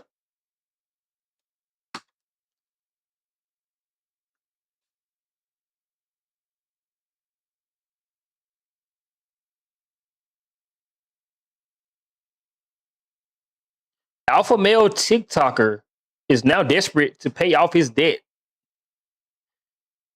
Do I want to watch this? I don't even know who this is. Hold on. Yeah, I think I want to check this out. TikTok. I think I want to check this out. Because TikTok, hey, TikTok has been going down through there, bro. I've been seeing a lot of TikTokers. A lot of TikTokers can't even like afford to live no more, bro. Like there was a lot of the big TikTokers, they was making their bulk of their money off TikTok. And now TikTok ain't paying like that no more. So I've been seeing TikTokers struggle. They've been struggling. But yeah, bro, this name of this video, the name of this title, well, I said name of this video. The title of this video is Rich Alpha Male TikToker is now desperate to pay off debt. And this is about Tozy, bro. This is another Tozy video. Let's get into it.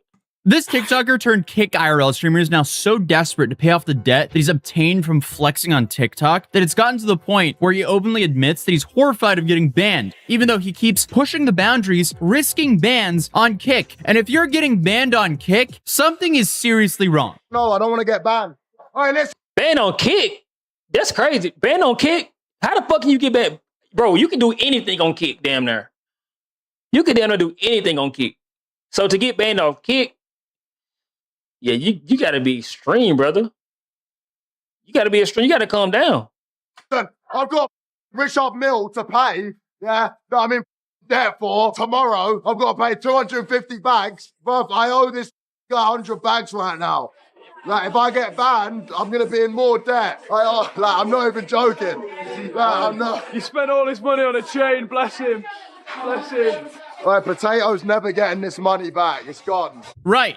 I'm sure that will end well. But after spending months of, evading the law and being buried in legal cases, he's now resorting to the kind of content that has two French streamers currently being held on assault charges after they live streamed the last moments of their friend after tormenting him for days live. Because this dude is now forcing financially vulnerable people to compete in his humiliation rituals so he can have some viewers on his stream. And I'm saying viewers with quotation marks because a whole bunch of those are bots. Then he continues to use women to the point where he almost gets banned multiple times and even got a 3-day ban, which we are also covering in today's video. Then you have the degenerate online gambling streams and then, just genuinely acting incredibly embarrassing. All right, boys, welcome to Unhinged Promotions, last to leave the circle. The prize for today is $5,000.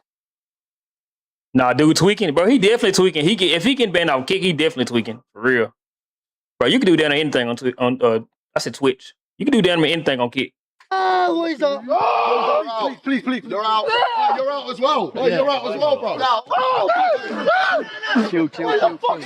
Bro, you're not allowed to take your blindfold off. No one out here, bro.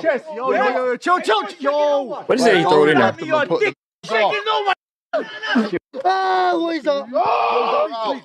And then, just genuinely acting incredibly embarrassing. All right, boys, welcome to Unhinged Promotions, last to leave the circle. The prize for today is $5,000. Please. You're out. You're out as well. You're out as well, bro. Chill. Bro, you're not allowed to take your blindfold off. No one out here, bro. Chill. Wait, go and grab them and put them in their face. No. Anytime. Quit at any time, okay? What the fuck, chicken Anytime foot? you guys want to quit. Scott's in Zen mode, bro. I don't even know what to say about this anymore. I say as I'm about to yap for like 10 minutes or so. But honestly, it's starting to feel like we might be getting closer to a new situation that Kick has the full authority to prevent, but doesn't. Due to solely, I guess, just being that, hey, banning their biggest streamers means walking back the rules. I mean, What was wrong with it, though? It was a chicken foot, right? Get banned for a chicken foot? a lack of rules they love to boast about. And, you know, if they suddenly start holding their streamers accountable, it completely destroys the entire front that they've been pushing, trying to pretend that they're on the streamer's side. But today we're talking about one of the most insufferable people that's ever came out of the UK. Bumba stick side eye? Boy, what does that mean? What does that mean? I'm lost. Okay, HS Tiki-Taki. And I know you might hear that name and go, oh boy, what now? Because we've talked about this guy a handful of times in the last 6 months. He's already totaled a rented supercar that he claimed that he bought. He evaded arrest, he fled the country for about a year, and then even allegedly glassed a man during an altercation in Spain. So how is it possible for the story to get worse? Well, it does, because recently the guy went viral for a ban that already has been lifted. Story to get worse. Well, it does, because recently rented supercar. TikTok influencer HS Tiki-Taki has been sentenced for crashing McLaren supercar and then spending nearly a year on the run from police. Damn. Oh, okay. He's not really telling what he's doing. I'm like confused. I'm like, what the hell? That he claimed that he bought. He evaded arrest. He fled the country for about a year, and then okay, well, he did say he fled the country.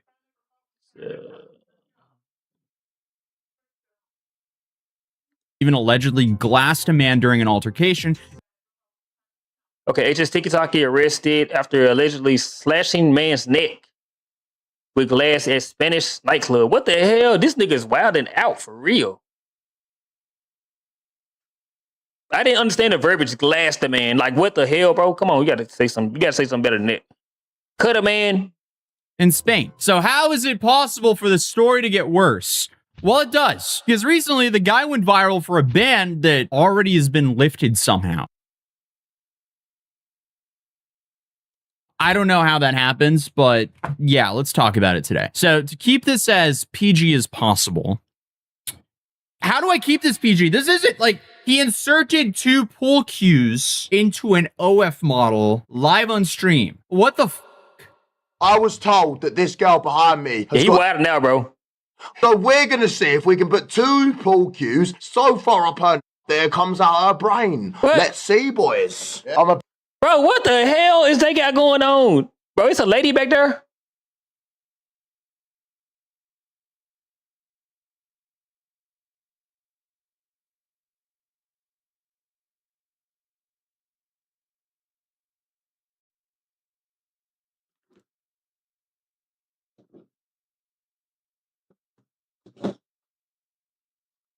Hold on.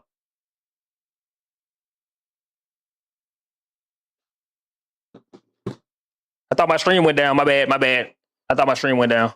Bring out me old friend Johnson's baby oil, yeah? Nothing ever goes wrong when I use it. Oh my God! Oh, there's 2 pool cues. I guess that's what happens when you're on a platform that's funded by gambling. You just get the bottom of the barrel sludge. Bro, that's some wild content. That's wild content, bro. At this point, you just need to stop doing content. At this point, bro, because you ain't fulfilled. Like, whatever money you need, it ain't coming through in time enough. You probably should go try to rob the bank or something, like, for real. Like, doing content, that shit ain't for you, cuz. Like, you need that shit too bad. You need the money too bad. You doing wild shit on stream. That call themselves content creators. But I'm assuming he did this to promo her OF. Because clearly the dude is so desperate after allegedly not being able to pay his fines, and I guess the dude has just resulted to risking the only platform that he has left that's paying him well. Talk about being short-sighted. And again, remember, he was the one who claimed that he wouldn't be able to afford the private jet they used to extradite him back to the UK. And I think this bill was roughly $18,000, if I remember correctly, which is a whole bunch of money. But, yeah, you know, if he's actually living the lifestyle he's claiming to live, that shouldn't be that much money for him, relatively. But after what I described happened, he wastes no time but to make a big deal about being disgusted by her immediately after using her to clip farm and host a stream with a clickbait title that he knows would attract depraved weirdos and kids. Because let's be real, there's no sane adult that will sit there and enjoy his content. Also, it's pathetic that he tries to degrade her like he's anything better than her. Like, dude, you're using an OF girl as the literal pull and clickbait and doing acts with her for your stream content. And then you're going out of your way to try to embarrass and degrade her as much as humanly possible. Like, come on. Ginger tart, move. Hi. Move up my screen. Sit over there. I had a great time. Mate, how do you keep up with all those messages? I got back. Yeah. Because you're a dumb female. Right, anyway. No, I am dumb. Okay, back to the mail. Oh my god, you lost me 1,300 I did viewers. nothing. What are you gonna do to make up for them I told you I could 1,300? Actually? Yes. Wait, genuinely? Genuinely. Alright, go under the table, right. Like, no amount of... Hey, see, bro, that's what I'm saying. Like, women, y'all gotta be more careful. Women, y'all do shit to be in these circles of men, bro. And these motherfuckers do not respect y'all, bro. I promise you. Like, it ain't no amount of disrespect will make a man respect you. I don't give a fuck if it's for content or not. You gotta have some pride. I got a daughter, bro. I'm gonna teach my daughter. I'm just gonna teach her how to really maneuver out here, bro. For real. Cause I know some like honestly, I got a daughter. When my daughter get grown, she gonna be grown, but this still my daughter. Like I know these men, bro. Like these men with daughters, if that lady's dad, bro, he going outside. I know he's sick. I know he be sick. He don't want to see his daughter being objectified like that.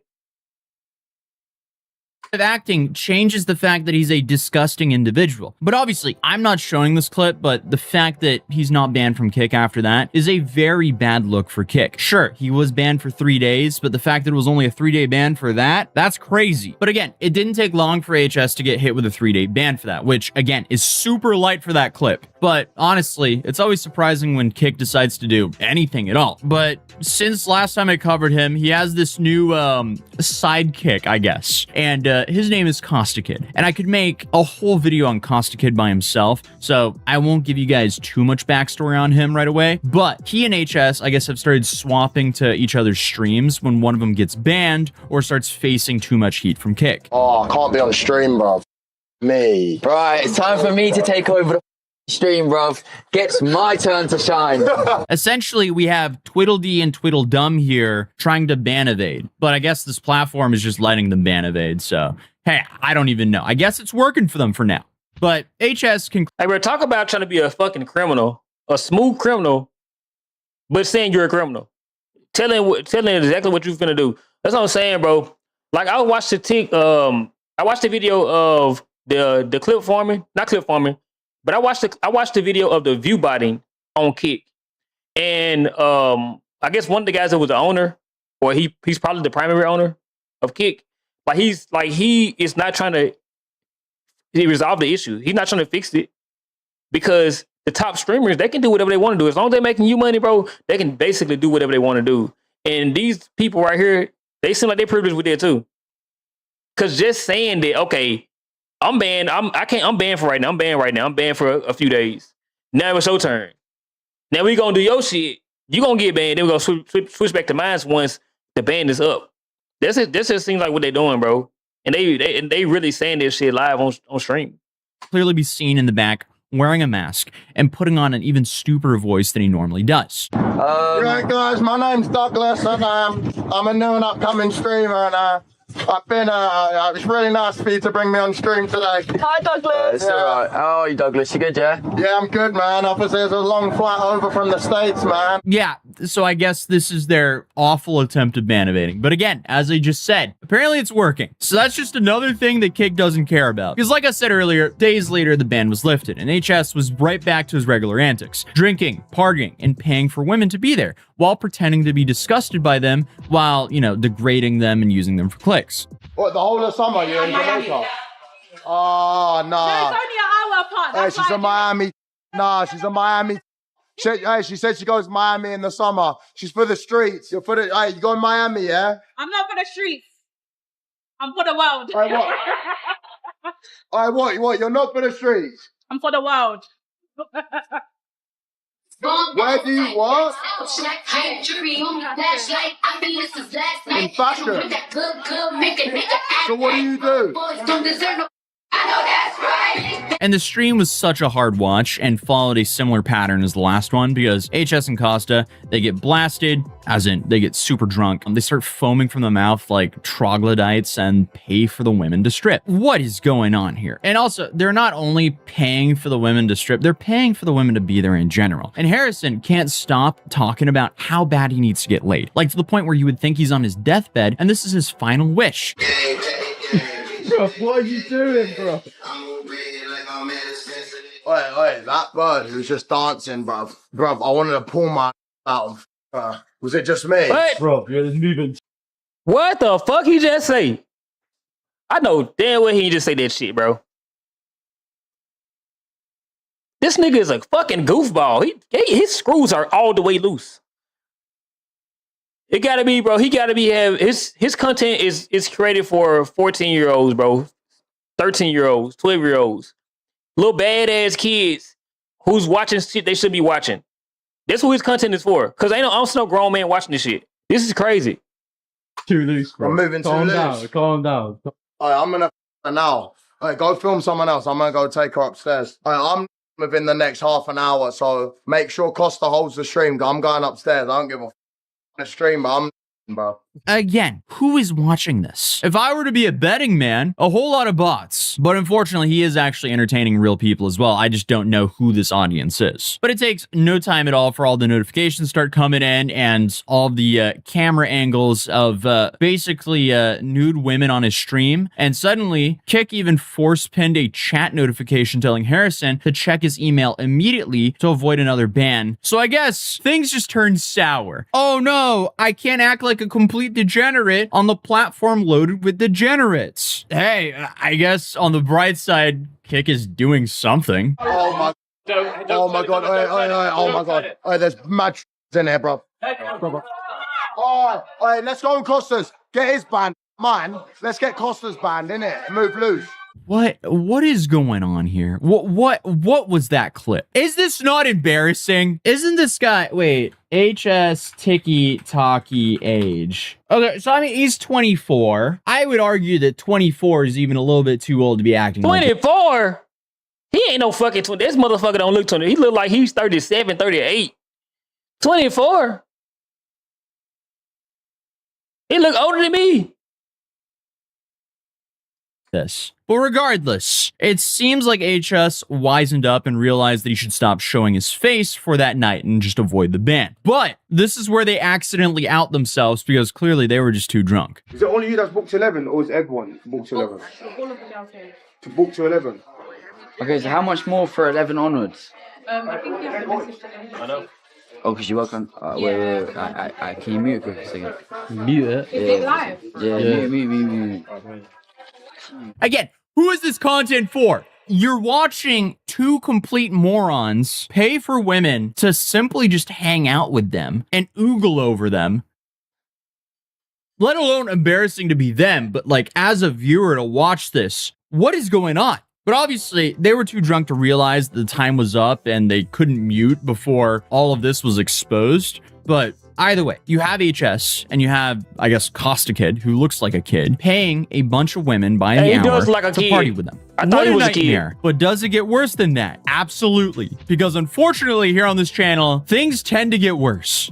Because what if I told you that now his regular streams have started to take a way more sinister turn? And what feels like an attempt to be like a stupid British and poor man's version of Mr. Beast, Harrison or HS Tiki Taki has started hosting challenges on stream for cash prizes. And I'm using these quotation marks because they're essentially just humiliation rituals. All right, boys, welcome to Unhinged Promotions, last to leave the circle. The prize for today is $5,000. What is that? Oh, please. You're out.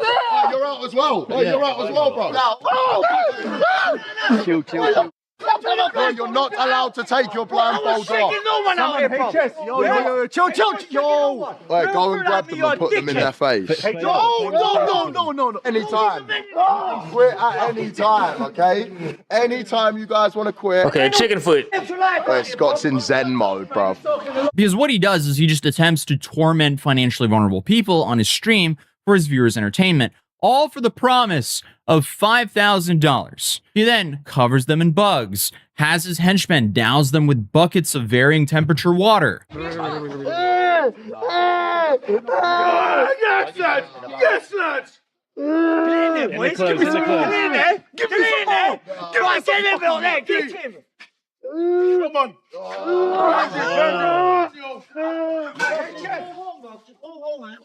Well, they're moving, G. They're moving. Oh, my mum's life, they're moving, Ben. They're alive. They're alive. Oh, they want to come back in. Big up, Corey Wales. Big up, Corey.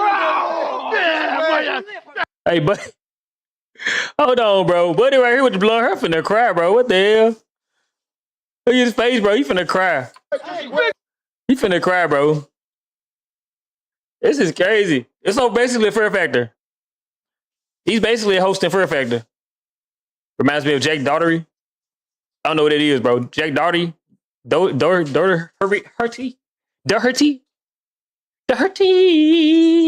Go, Corey. Yeah, keep your top on. Keep your top on. Just quit. Come open your mouth, mate. Open it. Open it. What the fuck? Nasty. Bro, it is never that fucking serious. It is never fucking that serious for no money, dog. For $5,000? You open your mouth and let them throw bugs in your mouth. Come on, man. Come on. He a little slow, though. I think he look like he a little slow. What the? Stop coming! Just quit. You see this? Just quit. And I guess even convinces them to eat Carolina Reapers for immunity, causing a bunch of them to throw up. How about this? One for the camera, little one. Little boy, one boy. Oh, close your easy. No, he swallowed it. Well, you got to chew it. You've got to chew it for 15 minutes, okay? You got to keep chewing it. No, bro, yeah. All right. Bro, he taking them through hell for that little ass money. God damn. Bro, he done did like 3 different things to them. What the hell? What is Carolina Reapers? I think the Carolina Reapers are peppers. In 5 minutes, you've got to have one more each, by the way. Even Scotty. Oh, Scotty, where is it? It's not in your mouth anymore. All right, what you want to do? I don't know. Help me. All right. How can I help you, Mo? I don't know. All right, do you need water? Help me, please. All right, we've got to help him, bro. Wait, what do you need? I don't know. I can't see. You can't see? What the hell? Bro, what the fuck? And then he hits him with a paintball gun, and you're... Hold on, bro. That screen was diabolical. That screen was bad. Point blank range, leaving them with insane welts. I mean, I can't even show most of that because that's just a tough watch, and YouTube thankfully has some content standards here. But this whole thing ends with no one actually winning. The winner of the 5K challenge is nobody because they both stole. Bro, I would have bust his shit up. I ain't gonna lie, bro. I would have been all up in here, bro. I would have bust his shit up, bro. You telling me I went through all that bullshit? All that bullshit and bro, yeah. No way.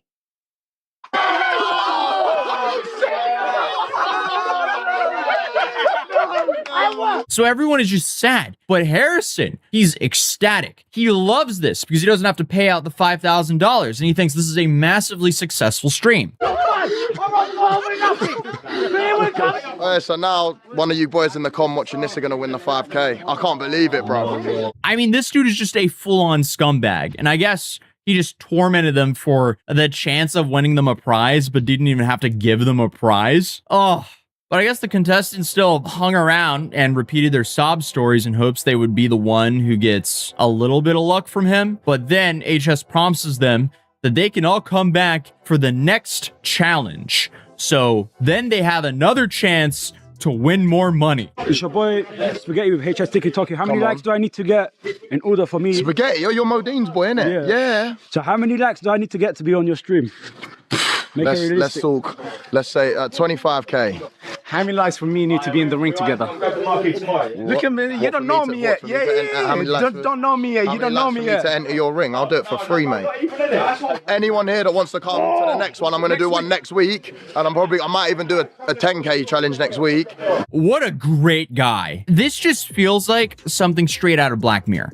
It's so depressing to watch. And another parallel that I already drew in my intro was how similar this challenge stream was to the content that aided the ending of the life of that French kick streamer. And obviously that landed his co-stars with criminal charges. I mean, seriously, all it takes is someone with an allergy or a medical issue, or them going into shock or having a fluke accident, and suddenly things can go very south. So hold on, let me get this straight. Because he said something earlier, but he touched on it and he so basically this guy, or some people that this guy streamed with, are some of the people that was basically, hold on. So they basically were the cause behind somebody's death on stream, on Kick. Yeah, that's wild, bro. That's wild.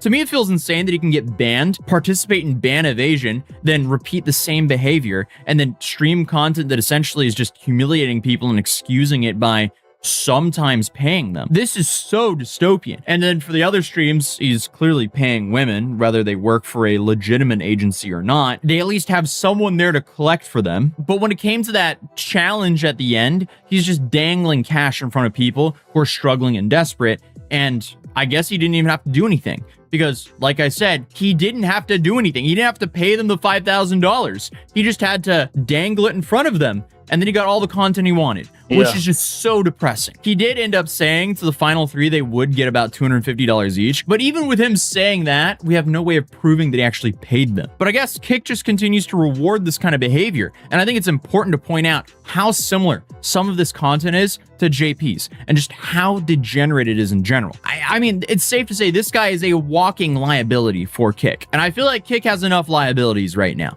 But again, HS himself says he's struggling with money and can't afford a ban right now. But still, he's doing content like this. Make it make sense. I've got Richard Mill to pay. Yeah, I mean, therefore, tomorrow. Well, one thing's for sure. Harrison is circling the drain quickly, and it feels like it's just a matter of time before he gets himself or someone else into some serious trouble or hurt. And obviously, we still have that situation going on in Spain. So it'll definitely be...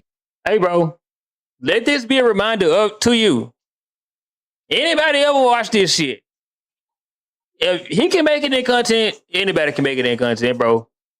Anybody can make it in content. For real, bro. Cause this nigga is insane. He's fucking insane.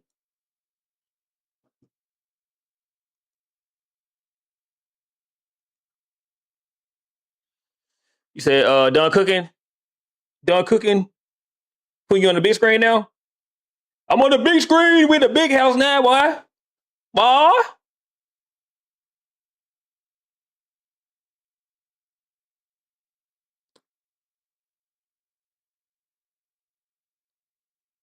What else is here for us to react to?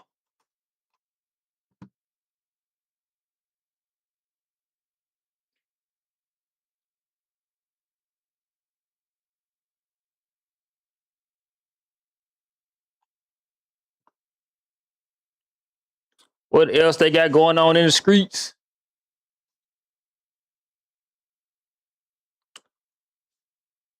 Hey, they look good as fuck. Churro cheesecake.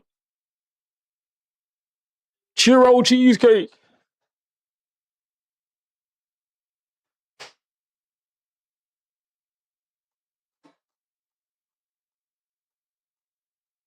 I think there was another video. I think he had like 3 videos I had wanted to react to, but hold on, I did 3 videos, but that wasn't one of the videos. It was another video.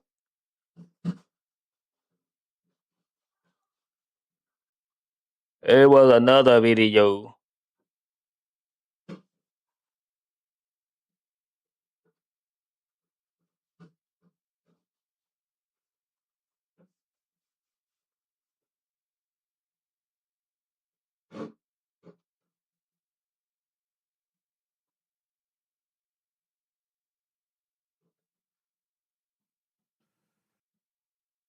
Okay, this video right here is old Corey back. Corey is back with some more bullshit, probably. But yeah, bro, this video right here reads: Corey Holcomb lies and humiliates himself in his latest podcast. I see old girl, she made it back around, so I guess they're on good terms now. But let's get into this video, see what this video is talking about, man. Let's see what this video is talking about.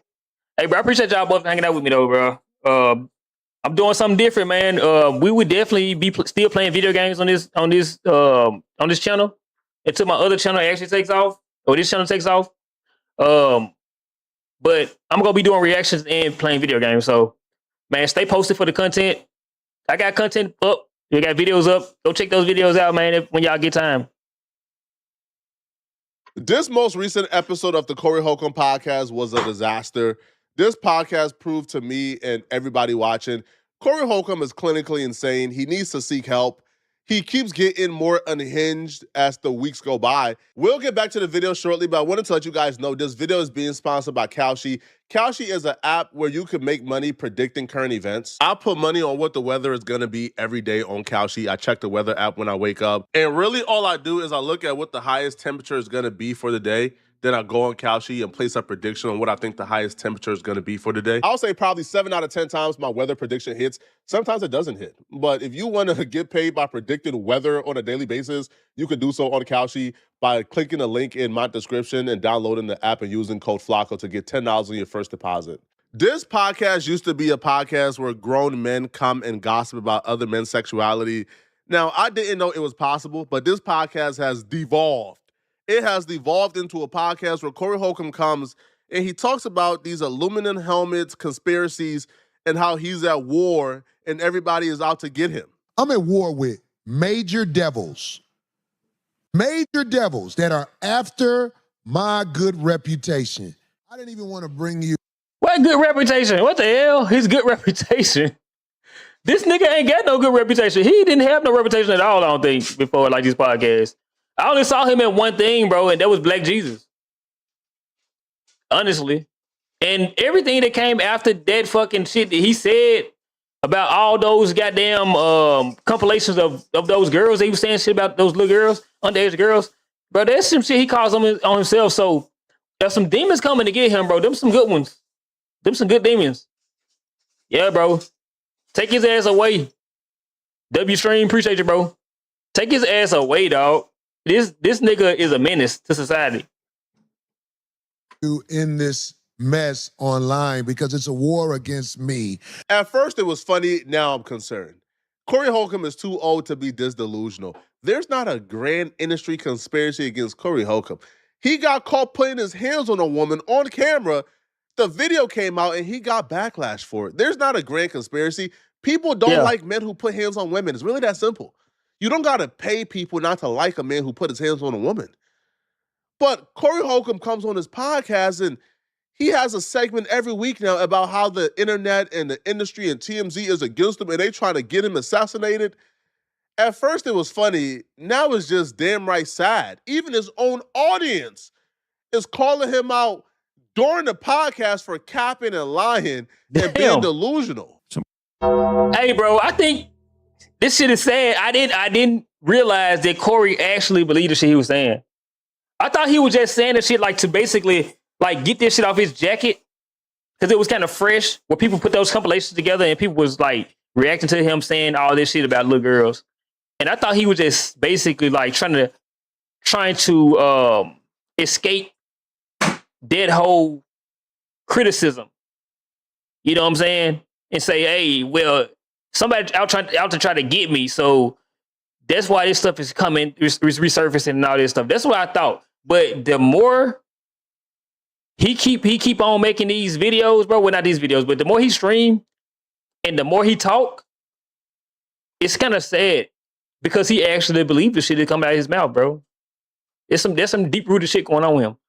Somebody saying, Cap, you ain't never been on this side of the spectrum. You don't get it, bro.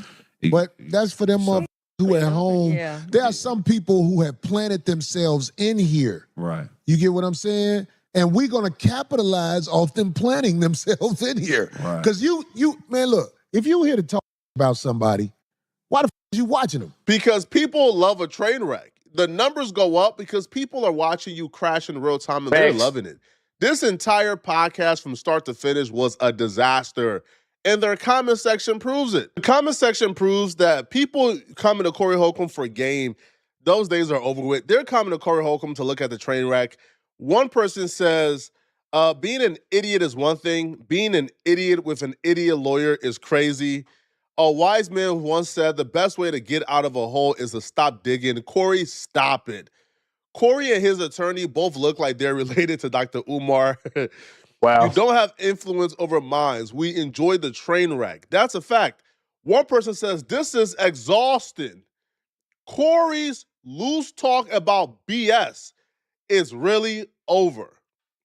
Corey has severely passed the point of bowing out gracefully.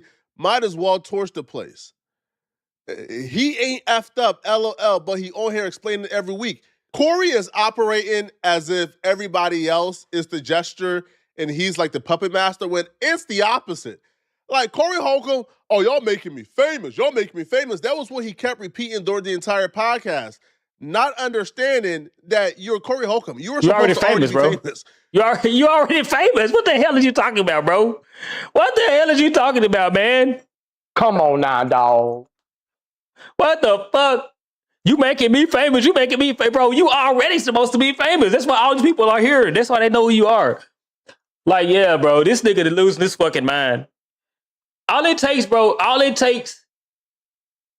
is one thing, bro. One occasion for some shit to just collapse. I mean, he built that shit though. He built a mountain. He built a mountain, bro, and now that shit just collapsing all down. It's collapsing all down. He built it with saying all that weird shit. But all it takes is to be up on the magnifying glass one time, bro, and then it's a wrap. It's a wrap. You are becoming a locale. You went from being an esteemed member of society who people came to for advice or came to listen to you give opinions. Now they're coming to see you whine and complain. But Corey is operating as if he don't have a pea brain and a low IQ. He's operating as if he's smart. So Corey brings on his lawyer in the beginning of the podcast. Now his lawyer comes on and they attempt to manipulate us and to convince us that Corey Holcomb is not a fraud. So the lead attorney, who's another content creator, he exposed Corey Holcomb for lying on him. The video of the lead attorney exposing Corey Holcomb did 285,000 views, which is why Corey Holcomb felt the need to do a hit piece on the lead attorney. Everybody know who we talking about. Lead in a nigga law is part of the crew to come at a nigga. Yeah. Y'all was with me the whole time we saw him. Did we do anything to that man? No. I thought we showed him love. Right. Yeah. Man, this lying like a on the internet. This telling people, so I called Corey's lawyer and I told Corey's lawyer that Corey said I could talk to you. I'm like, man, what is wrong with this man? Why is this man lying? Your attorney represents you and you alone. So the only person that can give him permission to talk to me is you. So he says right here, he says, let me check with Corey and I will follow up with you. But Corey, what do you think he responds? What do you think he says to me? Let's scroll down and take a look. He says he's gonna check with you, and then a day later, he says, I am cleared to speak with you. That means he checked with you, checked with Corey, and now he's cleared to speak with me. So now, Corey, who is the liar? It's either you or it's either your attorney. This is why I didn't say anything, because I didn't want to embarrass you. I didn't want to have to go and show DMs. Your attorney right here in black and white is saying that you gave me permission to talk to him. He can be on my show. I can interview him, and you were the only person that can give him that permission. This is what it says in black and white, but what are you going on your show and saying? I did not give him permission to talk to my attorney about nothing, and he said I did. And I believe he saw that and knows that to be true. What the lead attorney actually said was he was in contact with Corey's attorney. He might be interviewing him soon. Downfall era for influencers these past years? Yeah, facts, bro. It is. Because they get the big head, bro. They don't think they can fall. But at the same time, this man don't even treat himself like an influencer, bro. He thinks he's better. He thinks he on top of Hollywood, bro. For some reason, he feel like the influencers are lower tier than he is. But he's actually a content creator. He talk about people. He get mad when people talk about him. You know what I'm saying? He thinks he's above content creators. He try to shit on content creators. Law Hill built like a thumb. The thumb people from Spy Kids. Man, that nigga head. I thought it was Kanye though. I thought that was Ye. Because Corey gave the attorney permission to speak to him. And that was facts. So instead of Corey Holcomb coming back and addressing how he got exposed, how him and his team, one of them lied to the lead attorney, either the lawyer lied about getting permission or Corey lied about giving the lawyers permission. Corey Holcomb came on his podcast to dig the hole deeper for himself. Instead of addressing the receipts and the things that matter, Corey Holcomb got straight to personal attacks. But the personal attack wasn't landing how he thought it would land because the fans could see right through it. The fans could see that he was slinging mud everywhere to take our minds off of how he got exposed and to deflect from the actual receipts and the actual conversation. I said, wow, did people really fall for that? Because this is a liar. This man lied and then I'm not a lawyer, but in court, that conversation he had with the people, I'm talking about leading ass law. He came back with a presentation of bullshit for the feeble minds. And I pray for the feeble minds because they fell for that. I'm going to play. Instead of telling us exactly how the lead attorney was full of bull crap or what exactly the lead attorney said that was untrue, Corey Holcomb thought he was slick enough to throw mud in front of us and we'll be distracted. So him and his attorney, right, whoever this guy is that he's working with, they did some like elementary school games where they hopped on the phone and they called the state bar of Georgia, I believe, to confirm whether or not the lead attorney is actually licensed. As you listen to this, understand the lead attorney being licensed or not has nothing to do with the fact that he provided receipts showing Corey Holcomb and his attorney lied on the lead attorney. And the lead attorney just simply defended himself. So all this other mess and nonsense is them trying to save face from being exposed as frauds. My attorney called about this situation just to check something as thorough people would do. This is just a small chunk of what we have found with this guy right here. This is a farce. But can you play that video when... Rachel speaking. Yes, Rachel. My name is Attorney Derek Dean. I'm an attorney licensed down here in Houston, Texas. And I wanted to refer one of my friends to a divorce attorney in Atlanta, but I wanted to check his membership status first. Okay, what's the name? His name is Jameson, Jameson, Corey with a C, and last name Campbell, Campbell. It's so lame, bro. This is lame as hell. Okay, Mr. Jameson Campbell is currently on inactive status. Wow. Y'all heard that?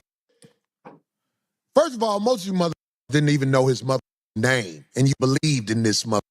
This won your heart with a nickname. I have to reiterate, Corey Holcomb is 60 years old. What type of games are you playing? Who cares?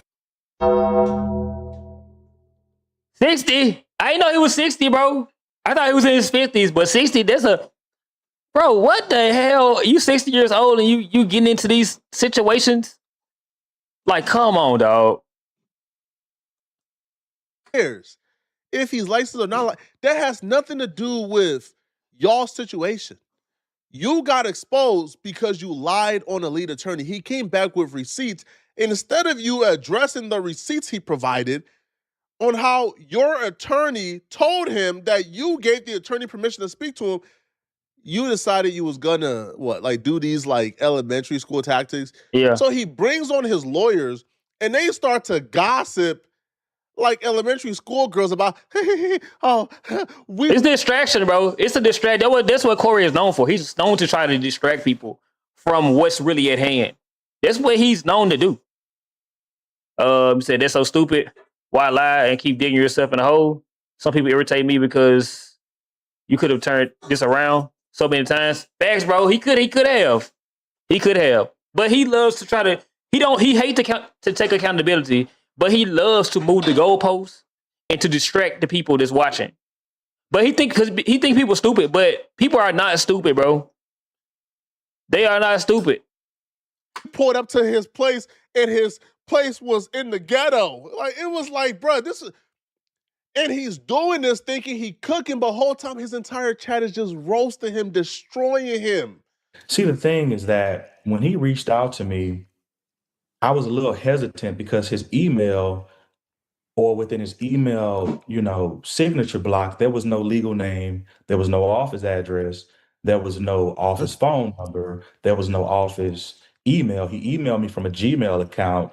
I mean, I was just a little hesitant to deal with this guy because, I didn't know anything about him. I wanted to vet him. I'm a trial lawyer, right? I've closed out 1,088 cases, 50 appeals. My cases have been in law books as binding authority. So I don't just go on popularity. I want to look into this guy, vet him, and check him out. And I was hesitant from the beginning, but with him being an African American lawyer, I'm seeing he has a big following. I'm like, this guy is legit. But because he lacked so many things, I was very hesitant. But ultimately, after he insulted me on his show, I hired my private investigator who I talked to, and he gave me some information. But I also talked to my good friend, Durante Partridge, who's an attorney in Atlanta, who stopped by lead attorney's office, and we have pictures of this, only to find that he operated out of a trap house in Atlanta that has burglar bars. Yeah, it's a trap house, burglar bars on the front door. It's a commercial mail place. I mean, this guy he's had the whole world fooled, right? Yeah. No staff, law trapping. I mean, this guy. We got a picture of the place. Did you send them a picture of the place? This a bad look, Corey. No grown man, especially an attorney, should be this happy, this ecstatic, this reactionary to disseminate tea and gossip. Corey Holcomb told this man to get the pictures and look at this man's face right now, bro. This man is beyond ecstatic. Corey Holcomb told that man, hey, yo, you got the pictures? Of course I got the pictures. Of course, Corey. I'm sending to you, Corey. Like, sir, if my attorney is that ecstatic to be seen, I'm good, bro. They did all of this, did this roundabout way, deflected for 30 plus minutes, just to circle back around to admit that the lead attorney was actually telling the truth. That Corey's attorney did tell the lead attorney that he was all clear to speak to him after saying he was going to ask Corey for permission so he could be in the clear to speak to him. You remember So they basically just threw the motherfucker dude under the bus. They threw him under the bus, but he was actually telling the truth. So they did all that for what? Part where you said, I'm clear to talk? I'm sure you were telling him, yeah, I'm clear to talk. Right. What about it? I will break that entire story down. So when he reached out to me, I said, hey, I need to speak to Corey first to see if I'm clear to speak about this. I ultimately learned that he had been on your show. You talked to him. You guys were good friends. I'm like, oh, okay. Oh, him and Corey beefing anyway. Me that, hey, I want to support Corey. Oh, I'm clear for that. You're a good guy. You've been on the show, et cetera, et cetera. Corey's a very busy man. I'm a very busy man. You have to go through the ranks to get to Corey sometimes. So no, Corey did not clear me to talk to him. But at the same time, this guy's saying that he's a friendly guy, and he's saying he's here to support Corey. And I know what to say on a lawyer's show and what not to say. And anything I'm going to say is just going to help Corey. So I didn't think it was a big deal. So in other words, the lead attorney was 100% right in telling the truth, and y'all lied. You told the lead attorney, I'm going to get permission from Corey to speak to you. I'll let you know when I'm in the clear. And then you responded back with, I'm in the clear. So they basically just you lied. They threw him on the bus, bro. I think the guy, the attorney here was beefing with the other attorney, though. So, like, I can see him having a motive. But Corey's just deflecting. He's just deflecting. I fired him if he excited for the drama. But both of them are excited for the drama. That's right down his alley. Like I said, like they say, bro, birds of a feather flock together. And that nigga, bro, and Corey, they both messy as fuck. They both messy. Corey love drama. That's what he do. That's what he do. So you lied, and now you're trying to pivot to quote unquote expose the lead attorney for not being a practicing attorney. Like, I don't know, I don't even know what was the purpose of this. Lead attorney has been told that, like everybody, that once he started YouTube, he stopped taking cases. Right? Like he's a full-time YouTuber now. Like he don't like practice law like in that sense no more, right? You know, he's not taking new cases or trials. He's a full-time YouTuber. He already admitted this. So I don't even know the purpose of this. It makes no sense. Now, this segment was foreshadowing for how disastrous the rest of the podcast was going to be. After that failed segment, Corey pivots to talk about the pedo accusations for like the third show in a row. Literally, the last 3 shows That shit eating him up, bro. TMZ It's getting is to after him. me, pedo accusations, freestyle, show over. So, right in order, all right? TMZ is after me, lead attorney, pedo accusations. So while talking about the pedo accusations yet again, Corey didn't offer anything new. This time around, Look how old Corey girl looking. starts cosplaying as a tough guy. Starts telling people if they run up, oh, there's going to be consequences for them running up. As if we didn't see Anton Daniels chump Corey in real life. Saying something is not the same as doing something, but they want to act like I did something, and I tell you, it's not going to work. It's not going to work. In fact, you owe me for even printing that. I'll show you. Man, where I'm from, you put a jacket on somebody like that without no paperwork, and that man is within his rights to off you. Hey, look, Bro, shut the fuck up with this tough shit, bro. This motherfucker, dog. This nigga over here eating dick, bro. That nigga over there in the corner eat dick, bro. Like, real talk. I don't even like disrespect the man, bro, but this shit is crazy. How the fuck you just ride for this man like that? This nigga did this. Corey Holcomb probably did some crazy shit in his life, especially at a young age, when motherfuckers wouldn't get called out for being PDF files, bro. Like we already know the type of shit goes on in the hood. People do all kind of weird, crazy shit, bro, and people still love them. They let people get away with shit like that, but this motherfucker is in front of the world, and he is admitted to doing this shit, and he thought it was okay, but he realized that it wasn't okay. And I bet right now he wish he would have never said that shit. He wish he would have hid his true colors. Because he was comfortable. Because guess what? It starts at home first. He was made comfortable where he lived first. Motherfuckers know. Come on, bro. I've seen people just like this. His age group. This age group. Like real talk, bro. And he thought it was cool, but it wasn't cool. And now he can't shake the fact that he know he fucked up. This shit is getting to him. But you still can't take accountability. And then you got these people sitting at the table with you. When they try to hold you accountable and say shit to you, you start attacking them. You start threatening them about replacing them and all this type of shit. Now they just eating your fucking dick, bro, on the fucking here on the podcast. And it's crazy that they're doing this shit in front of thousands of people, millions of people, and they don't even care. That's how much the money means to them.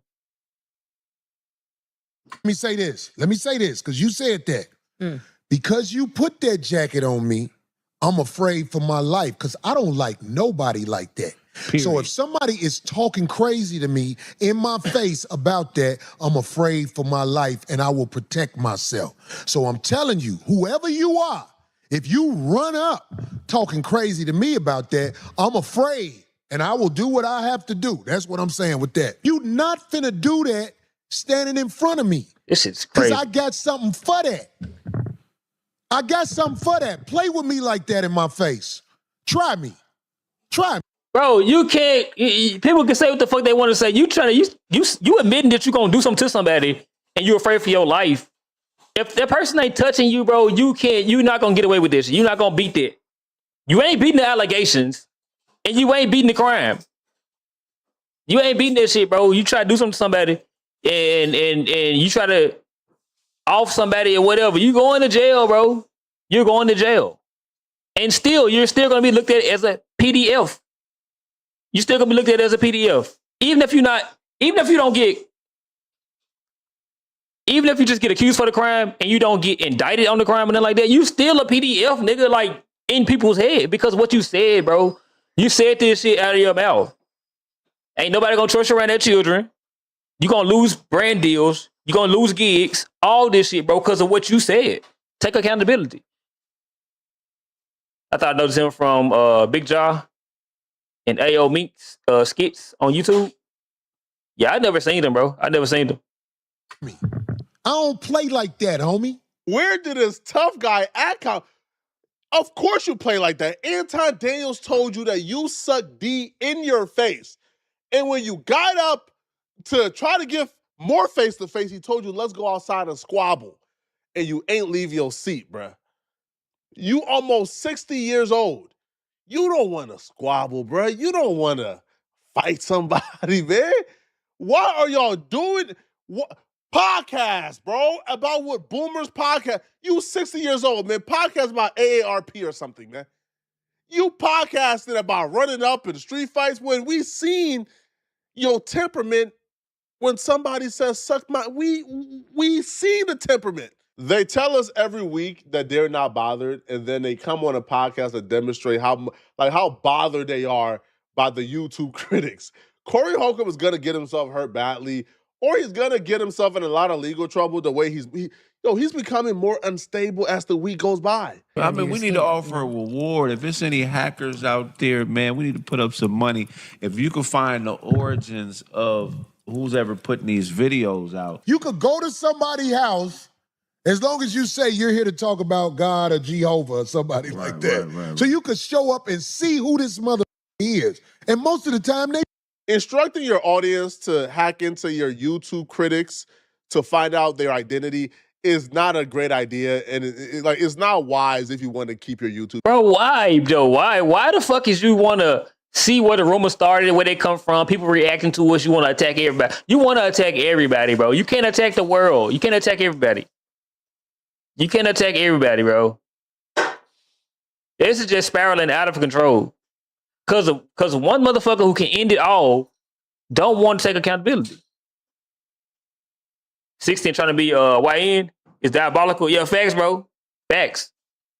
But this is crazy, bro, to say, find people who talking about it, find people who put the video out. You said this stuff. I don't get it. You said this shit. People put your videos together in a compilation. People are reacting to it. You get mad at people who are reacting to a video of you saying things. But you do content. You do the same thing. He gets on stream and talks shit about people. Bro, he have called so many men homosexual over the years, bro. It's crazy. But it's crazy that now that he's in the hot seat, he can't take that shit, bro. And he want to find people who's creating content about him. His whole show is him creating content about other people.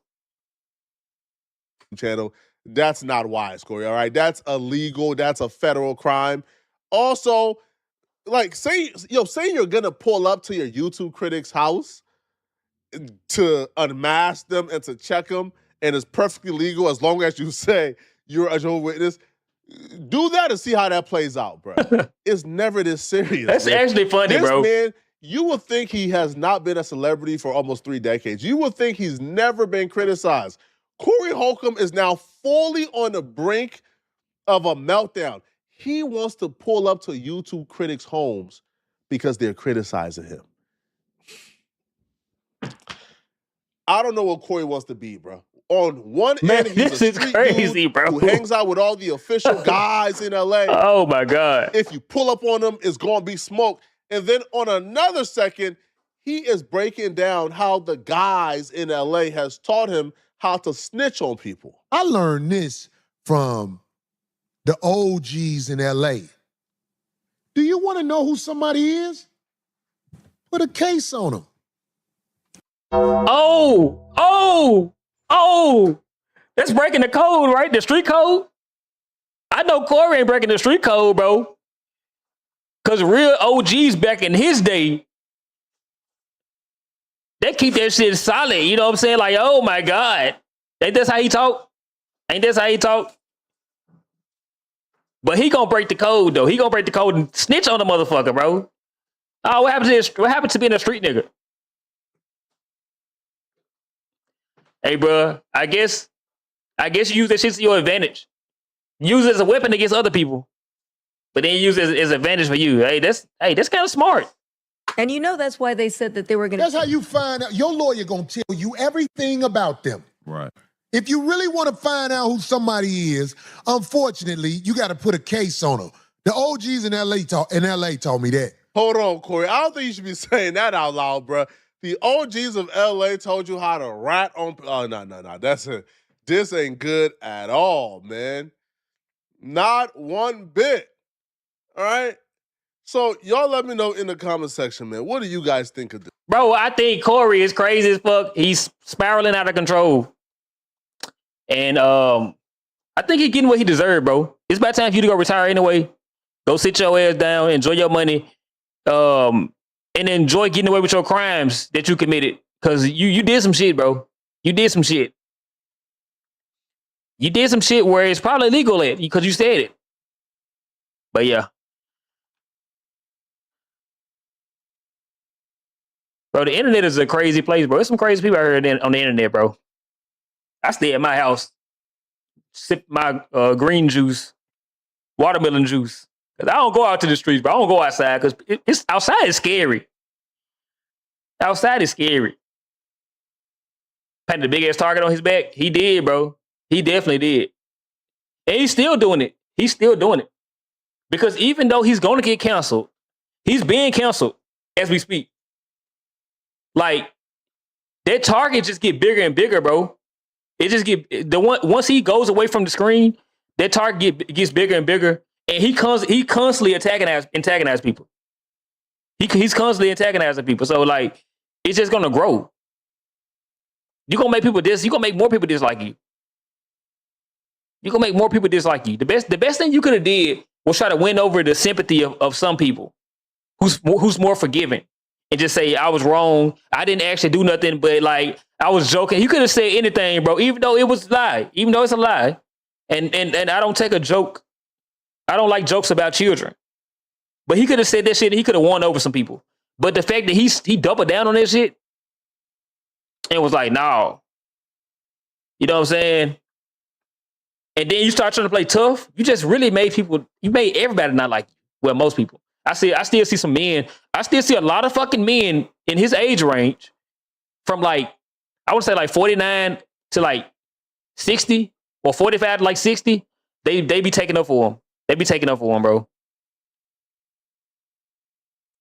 They be taking up for him. They were saying that he was telling the truth and shit. I saw one post. The post was so disgusting. Bro, it was a whole bunch of men, bro, attacking women, saying that the women are lying on him and they against black men, and they were just saying a whole bunch of shit, bro. But the women under the post, they were justified for what they were saying. But there was a lot of men taking up for him, bro. Old bald-headed black men with pot bellies. Probably more people to want to get at him. This is exactly what he's doing. This is exactly what he's doing, bro. He's just making it worse on himself at this point. Oh shit, tenderism. Got fired and robbed? What the hell? What? Bro, the internet is on fire tonight. Damn. Okay, this title right here, this is another Flacco video, bro. Shout out to Flacco. Hey, this video right here is Mr. Tenderism situation gets worse. They stole everything from him. Damn. And you know what? I have not been seeing this man, bro. I have not been seeing him on TikTok no more. He disappeared, bro. The last time I saw him on TikTok, he was going away. They made it sad too, bro. They was like, he was getting shipped off. He was actually going away to somewhere else, to another location or something like that. So now everything that people thought was going to happen or was happening is actually confirmed, bro. Mr. Tenderism don't got tenderism no more. He got tenderism. Mr. Tenderism got tenderism. All right, bro, let's get into the video. You said what he do? So he was the guy that was on TikTok. It was this barbecue place. If you're familiar with the tenderism guy, I know you probably saw the videos of people that was like eating like food, and then that was like knocking it off the bone. It was like it's falling off the bone. They throw their glasses and shit like that. Like he started this shit. He started it. So it was this barbecue place that he worked at, and people initially thought it was his barbecue place. It was a bunch of black people went to support this barbecue place, and for support of him, and they found out that it was ran by this white guy. So the white guy was using the black guy to basically promote the barbecue place. And then once the black guy started getting a lot of following on TikTok, the white guy took the TikTok page over and started being in the videos. He slowly started to be in the videos more, and so where he started pushing the black guy to the back of the videos. Like, you know what I'm saying? So yeah, the tenderism guy started saying tenderism, not this shit, but basically the word tenderism or tenderism, however you say it, it got copyrighted. And it was basically the white guy, I guess, who copyrighted it. I don't know. But yeah. So the white guy was the owner. I didn't know that. Yeah, the white guy was the owner, bro. The white guy was the owner of the place. And so once the black guy like built the page up and helped build the business, you know what I'm saying? Because he was getting a lot of support from black people. I'm talking about like Keith Lee. A lot of people was flying in, you know, to meet the black guy and to shop at the location. And so people started seeing what was going on already. People was like calling it out, like, "Hey, bro, I think it's about time for you to leave and try to start your own brand and this, that, and the other." Like copyright your tenderism, your slogan. He didn't do none of that shit, bro. And then the last video I seen of him actually like doing the tenderism shit, like doing a video where he was like knocking the meat off the bones and throwing the glasses. He wasn't even doing it, bro. He was holding the camera for the guy. So somebody actually filmed the set. Well, it wasn't a set. Somebody actually filmed the skit from the outside. So from the skit, you would just see the white guy on the screen. You know what I'm saying? Like doing the tenderism stuff. But I guess a customer or something recorded. It probably was a worker. Recorded the tenderism guy, recording the white dude doing the tenderism shit. It was crazy, bro. It was crazy. Then after that, you seen the tenderism dude go away. He went away because the white dude was getting so much scrutiny. I guess that he sent the tenderism guy away, bro. He was jealous. And now it seems like he's fired. Let's watch the video though. Let's get in the video. I've been rambling enough. Wow! Oh my God! I knew something nefarious was going on. I didn't know these folks was this cutthroat. Destination Smokehouse just did the OG Walter Johnson, aka Mr. Tenderism. Absolutely filthy. We'll get back to the video shortly, but I wanted to let you guys know this video is being sponsored by Kalshi. Kalshi is an app where you can make money predicting current events. I put money on what the weather is gonna be every day on Kalshi. I check the weather app when I wake up. And really all I do is I look at what the highest temperature is gonna be for the day. Then I go on Kalshi and place a prediction on what I think the highest temperature is going to be for the day. I'll say probably 7 out of 10 times my weather prediction hits. Sometimes it doesn't hit. But if you want to get paid by predicting weather on a daily basis, you can do so on Kalshi by clicking the link in my description and downloading the app and using code FLACO to get $10 on your first deposit. People have been calling out the red flags with Mr. Tenderism's partnership with Destination Smokehouse from day one, but I don't think anybody could have predicted how foul, how filthy, how dirty Destination Smokehouse would have done Mr. Tenderism. So the main issue a lot of people had from day one was when they figured out that the only reason why anybody was coming to the Destination Smokehouse and was coming to the restaurant was because of Mr. Tenderism, right, in his viral videos. So when people found out that he was not an owner, people were upset. People took to social media damn near looking to cancel and boycott Destination Smokehouse. Finding out that Tenderism destination was not black owned was not on my bingo card in 2025. Especially people that talk about, well, me, as somebody that talks about generational trauma and reparations. For everybody saying, I don't see the problem with it. The fact that this man was able to grow a business is exactly what slaves did in this country. We picked cotton, we made the US billions, and then they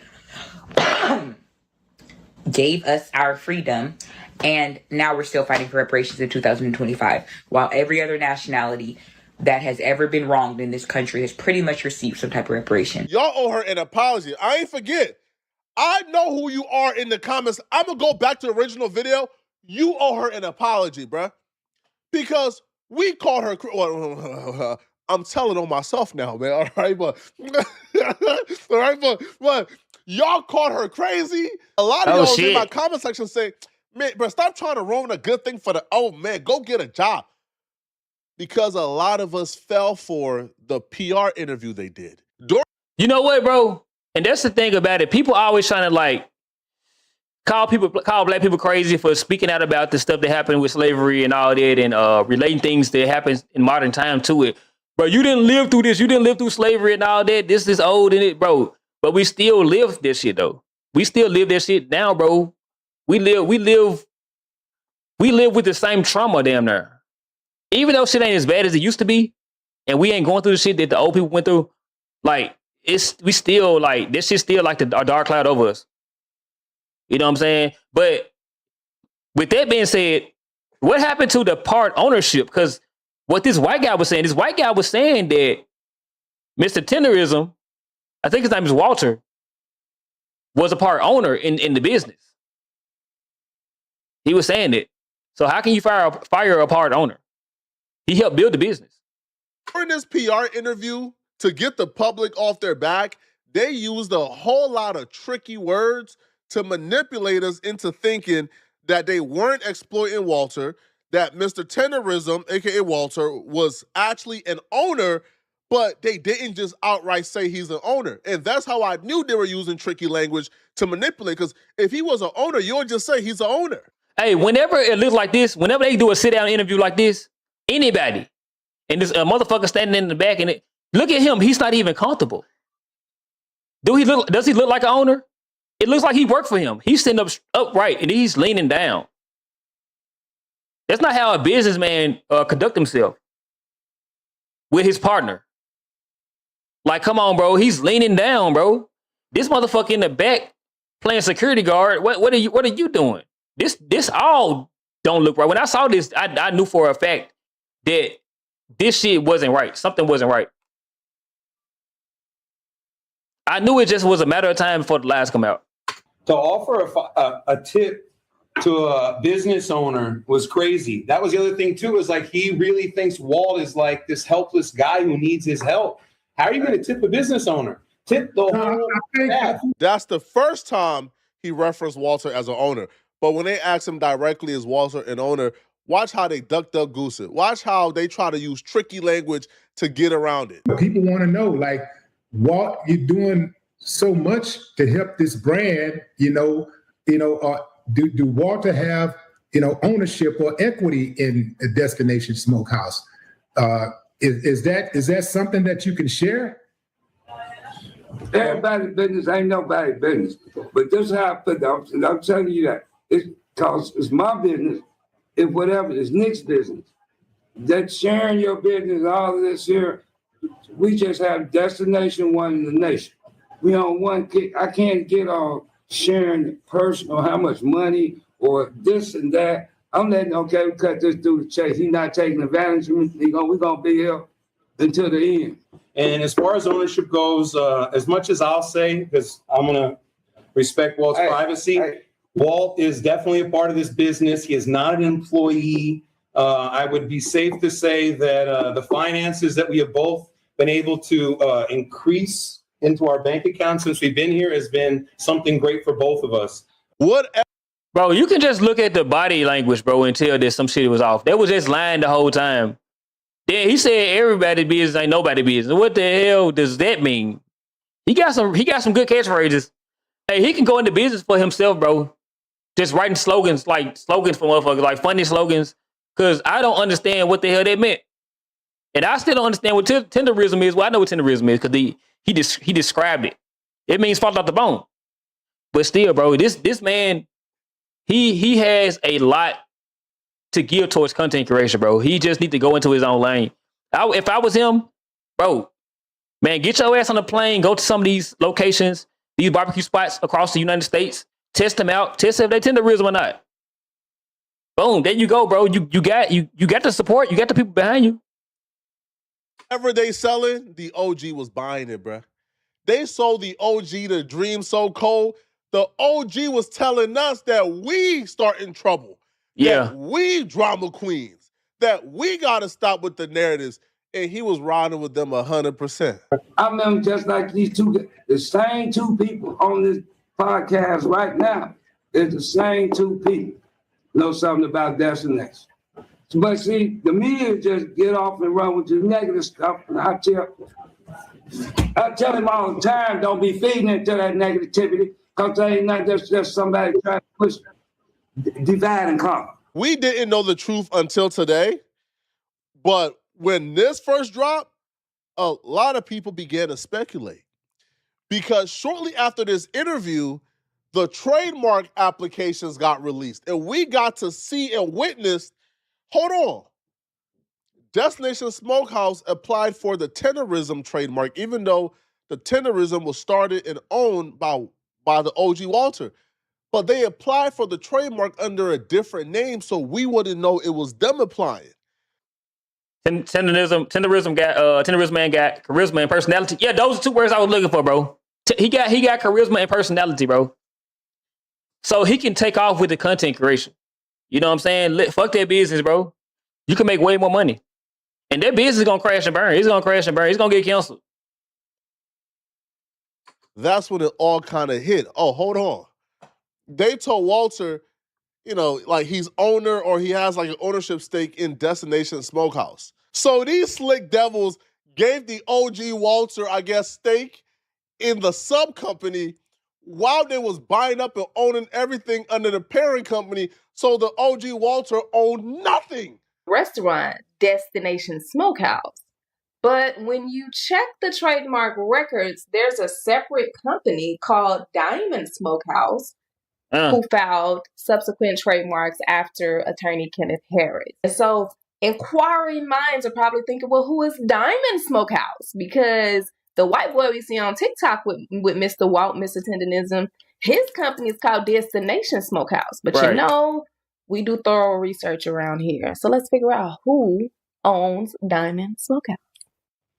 Now, when I did my research on the California Secretary of State site, when you search Diamond Smokehouse, the owner, as you can see below, is Nicholas Yapriman. Wow. Okay? Now let's go search for Destination Smokehouse and see, is it the same owner? All right, so when you pull the formal paperwork for Destination Smokehouse, you can see the name at the top. In the section that says officers, you see the same name, Nicholas Yapirian. Damn. They cooked him, bro. Damn, he falling off the bones. God damn, bro. Why they do Unc like that? Manipulation at its finest, bro. It's easy to manipulate an old fella too. I ain't gonna lie. It is easy. And they pulled one over on him. He was really trusting them people, bro. But I ain't gonna lie, that shit is on Unc because people tried to tell him. So many people tried to warn him, bro, and he just basically called everybody a troublemaker. He told everybody to stay out of his business, and this shit happened, bro. This shit happened. It's crazy. So we conclude that Diamond Smokehouse, who filed the trademark for Tenderism, is owned by Nicholas, who also owns Destination Smokehouse. Now, there are some statements going around on social media that, hey, Mr. Tenderism actually is a business owner with Nicholas, and he owns a portion of Destination Smokehouse. As we can see from the official paperwork, that is not true. Walt, Mr. Tenderism, he's not listed on any of the formal paperwork. The only way he would have an ownership interest in the company is if they transferred ownership shares of the corporation to him. Let's get to the update, though. Today we found out not only did he not own anything, but he was an employee. And we know he was an employee the entire time because they fired him today. They kicked him to the curb. Damn. And now he went home with absolutely nothing after building a multi-million-dollar company for these people. Now, we got signs that something was very wrong when Mr. Tenderism started a new Instagram separate from Destination Smokehouse, and he had some subtle messaging within the new Instagram telling people that he's the original and they need to come over and follow him, the original. He made sure to emphasize original and one and only. Hey, this is official Mr. Tenderism coming to y'all. You know, I just got off the freeway kind of late at night, but I want to know y'all come on my page. Official Mr. Tenderism, Walter Johnson. Yes, sir. Y'all come on down now. I'm the tendonism original. Not nobody else. The original tendonism. Booyah. So get this. Mr. Tenderism is Bro, in Texas right now. goddamn, He's bro. not even in California. Apparently, This make black people look bad, bro. This make black people, bro. This said us. I ain't gonna lie, bro. This said black and white people back 100 years, 100 fucking years, bro. It do, cause like he just did the whitest shit you can do. That's manipulate a black person, an old black man, and the black man just did the blackest slaverish things you can do, bro. And that's sucking jive for the white man to help build his business. Facts. These niggas ain't living in this time. Neither one of them are living in this time, bro. That is crazy. That is crazy. You say you wanna know why? It's because up until now, they did right by him at Destination Smokehouse. But when the clout and the money came, it's that you cut him loose. He most likely feel betrayed. Yeah, I get it. They probably did right by him at some point, but like at the same time, like if he was really thinking, if he's really thinking and processing things properly, he was building something for them. So they wasn't really doing right by him. They was reaping all the benefits. He was reaping like a small minuscule portion of benefits. Like their channel, their page was doing really. Their page did really good for quite a while. For like it's like probably like a whole year. It did really good on TikTok. So I know they made money. He probably wasn't even getting paid from their TikTok money.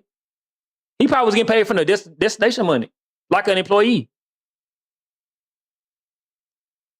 You know, yeah, I just feel bad for him, bro. I feel bad for him. That shit is sad.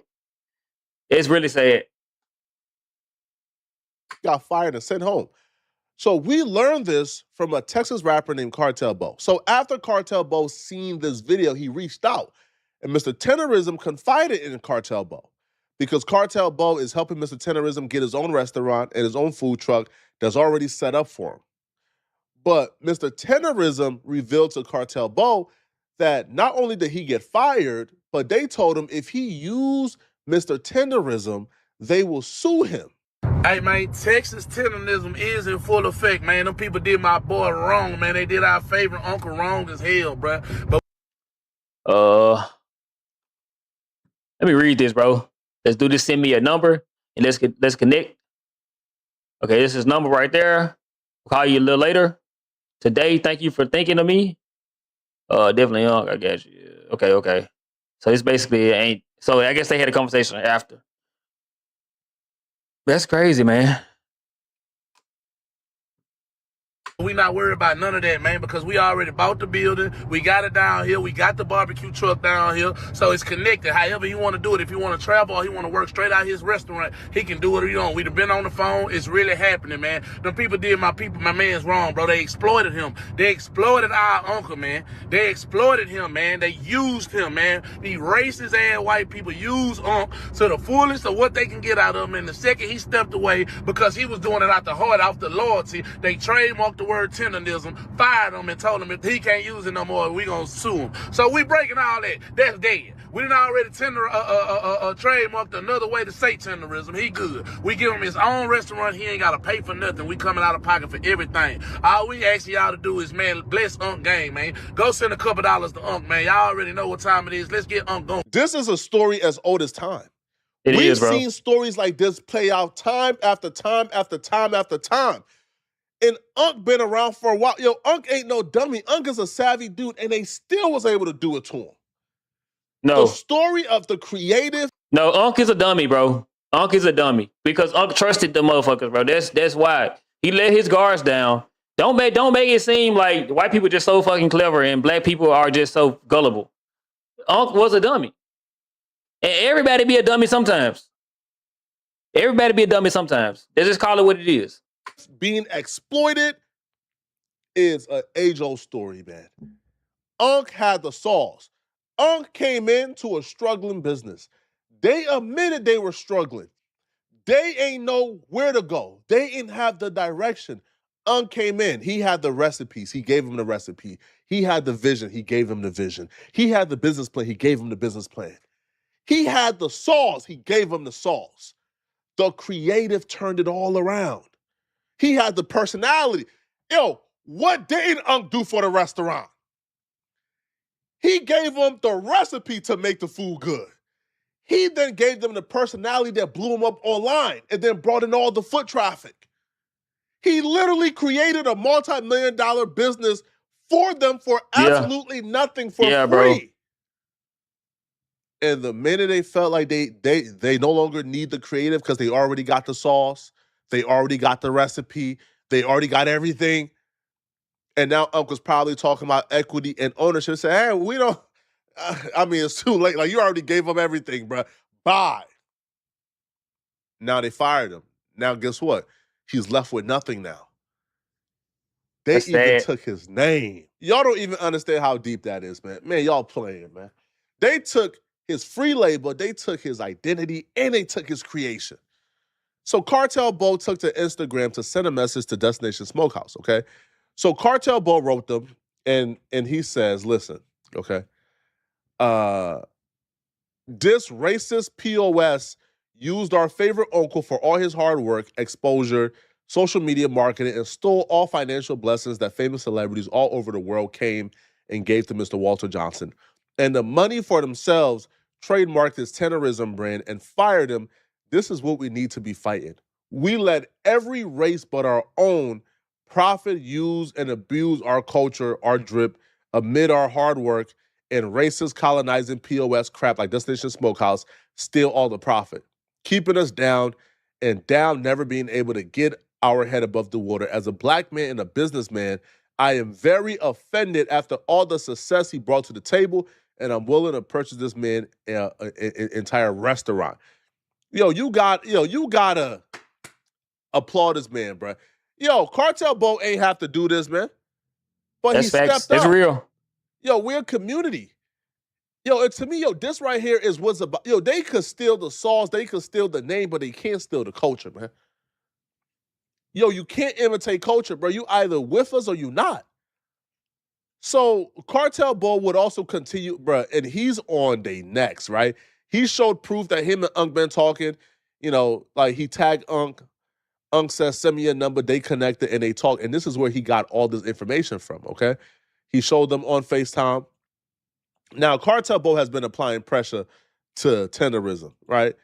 Applying pressure, man. All right, he tagged him and says, yo, take every post of Unc off your page or we gonna flag your page for impersonation. This is the part of the situation that really makes my skin crawl. And, if there's a way to help Unc, we gotta help Unc. This is some nasty work you're about to hear about. They fired Unc, told Unc he can't use his own name, while at the same time they're simultaneously still profiting off of Unc, his likeness, his image, and his name, and Unc can't do nothing about it because they own it? What? Yo, check this out, man. Check this out, bruh. All right? So here you see Unc, right? Still, if you scroll down, who do you see? They posted this a day ago, right? They posted this video of apparently like them telling people to check out a video they did with Unc a year ago. If you scroll down, all right, That's you wild. scroll down, you see they're still doing promos. They still posting them in. Name and likeness. They're promoting like this product from this company right here called Barbecue Company. They're using Unc likeness to promote this because Unc is the sauce. So they're using this man's name, his likeness, his image to still make a bag and still promote others. When y'all fired him, this like getting fired from that call center, right? And you see they done copy your voice and they're using your voice to take AI calls. Or you get fired from Walmart and you see your name and likeness on a Walmart billboard promoting Walmart as the best company ever. Imagine seeing your name and likeness on a new hire recruiting ad for more people after they fire you. Yeah. Nasty, nasty, nasty work, man. But the saddest part about this, bruh, and I'll be real, this right here is something we as a community, we gotta look ourselves in the mirror, right? Yeah. So Unc started a GoFundMe, if you guys don't know, right? So Unc got his little GoFundMe going, right? Now, Unc is only asking for $7,000, right? $7,000. Now, after the community, after TikTok, after Twitter, after Instagram, after all these people told Unc to quit, to leave them folks, we got you, Unc. Unc left. Well, he got fired. Started a GoFundMe asking for $7,000, man. And after about 2 days, he could only raise $403 in non-donations, man. Nasty work. But on his GoFundMe, Unc also confirmed that he was fired after the Keith Lee situation. So Unc says, when food critic Keith Lee visited, national attention surged and many were surprised to learn that Walter was the face of the restaurant. Not This ChatGPT, bro. This ChatGPT. I can tell, bro. Look, the dash right there. I can tell, yeah, this is ChatGPT. Ain't no wrong with using ChatGPT. Ain't no wrong with it. But they could at least reformatted it. The owner, igniting conversations about viral fame and ownership. Soon after the spot. You said rerun in history? Yeah, it's definitely a rerun of history, bro. A rerun of history. For sure. Say you swear to God. This foul? Yeah, facts, foul. They foul as fuck, bro. Spotlight intensified. Walter was ultimately fired from the restaurant he helped make famous. So they fired this man because the public was putting pressure on them to give him equity and ownership, and they didn't want to give him equity and ownership, even though they came out and said they gave him equity and ownership. This is crazy, man. Y'all let me know what y'all think about this, man. I think it's nasty. Yeah, bro, you right, bro. It's definitely a rerun of history, bro. But this shit is heartless and disheartening at the same time. Like, I just can't see how a motherfucker can do something like that, bro. Like, really, bro. I can't see it. This shit breaks my heart for real. But we told Unc, bro. Unc was hard-headed. Unc was cool with shucking and jiving. I just hope he get on his bike, bro. And he just ride his wave, you know what I'm saying? Like, ride his wave and build himself back up to this point. It's going to be easier this time because people already know who he is. You just got to lock in, Unc. But damn, man, that's crazy. Hey, bro, I'm about to end the stream here, though, man. About to end the stream here. I appreciate everybody that came through this stream, bro. If you come across this stream and you like the content, bro, hit that like button, hit that subscribe button. If in 50 more subs, bro, we are doing our 1,000 sub giveaway. So definitely stay tuned in and lock for this shit. And yeah, man, about to end the stream here, though.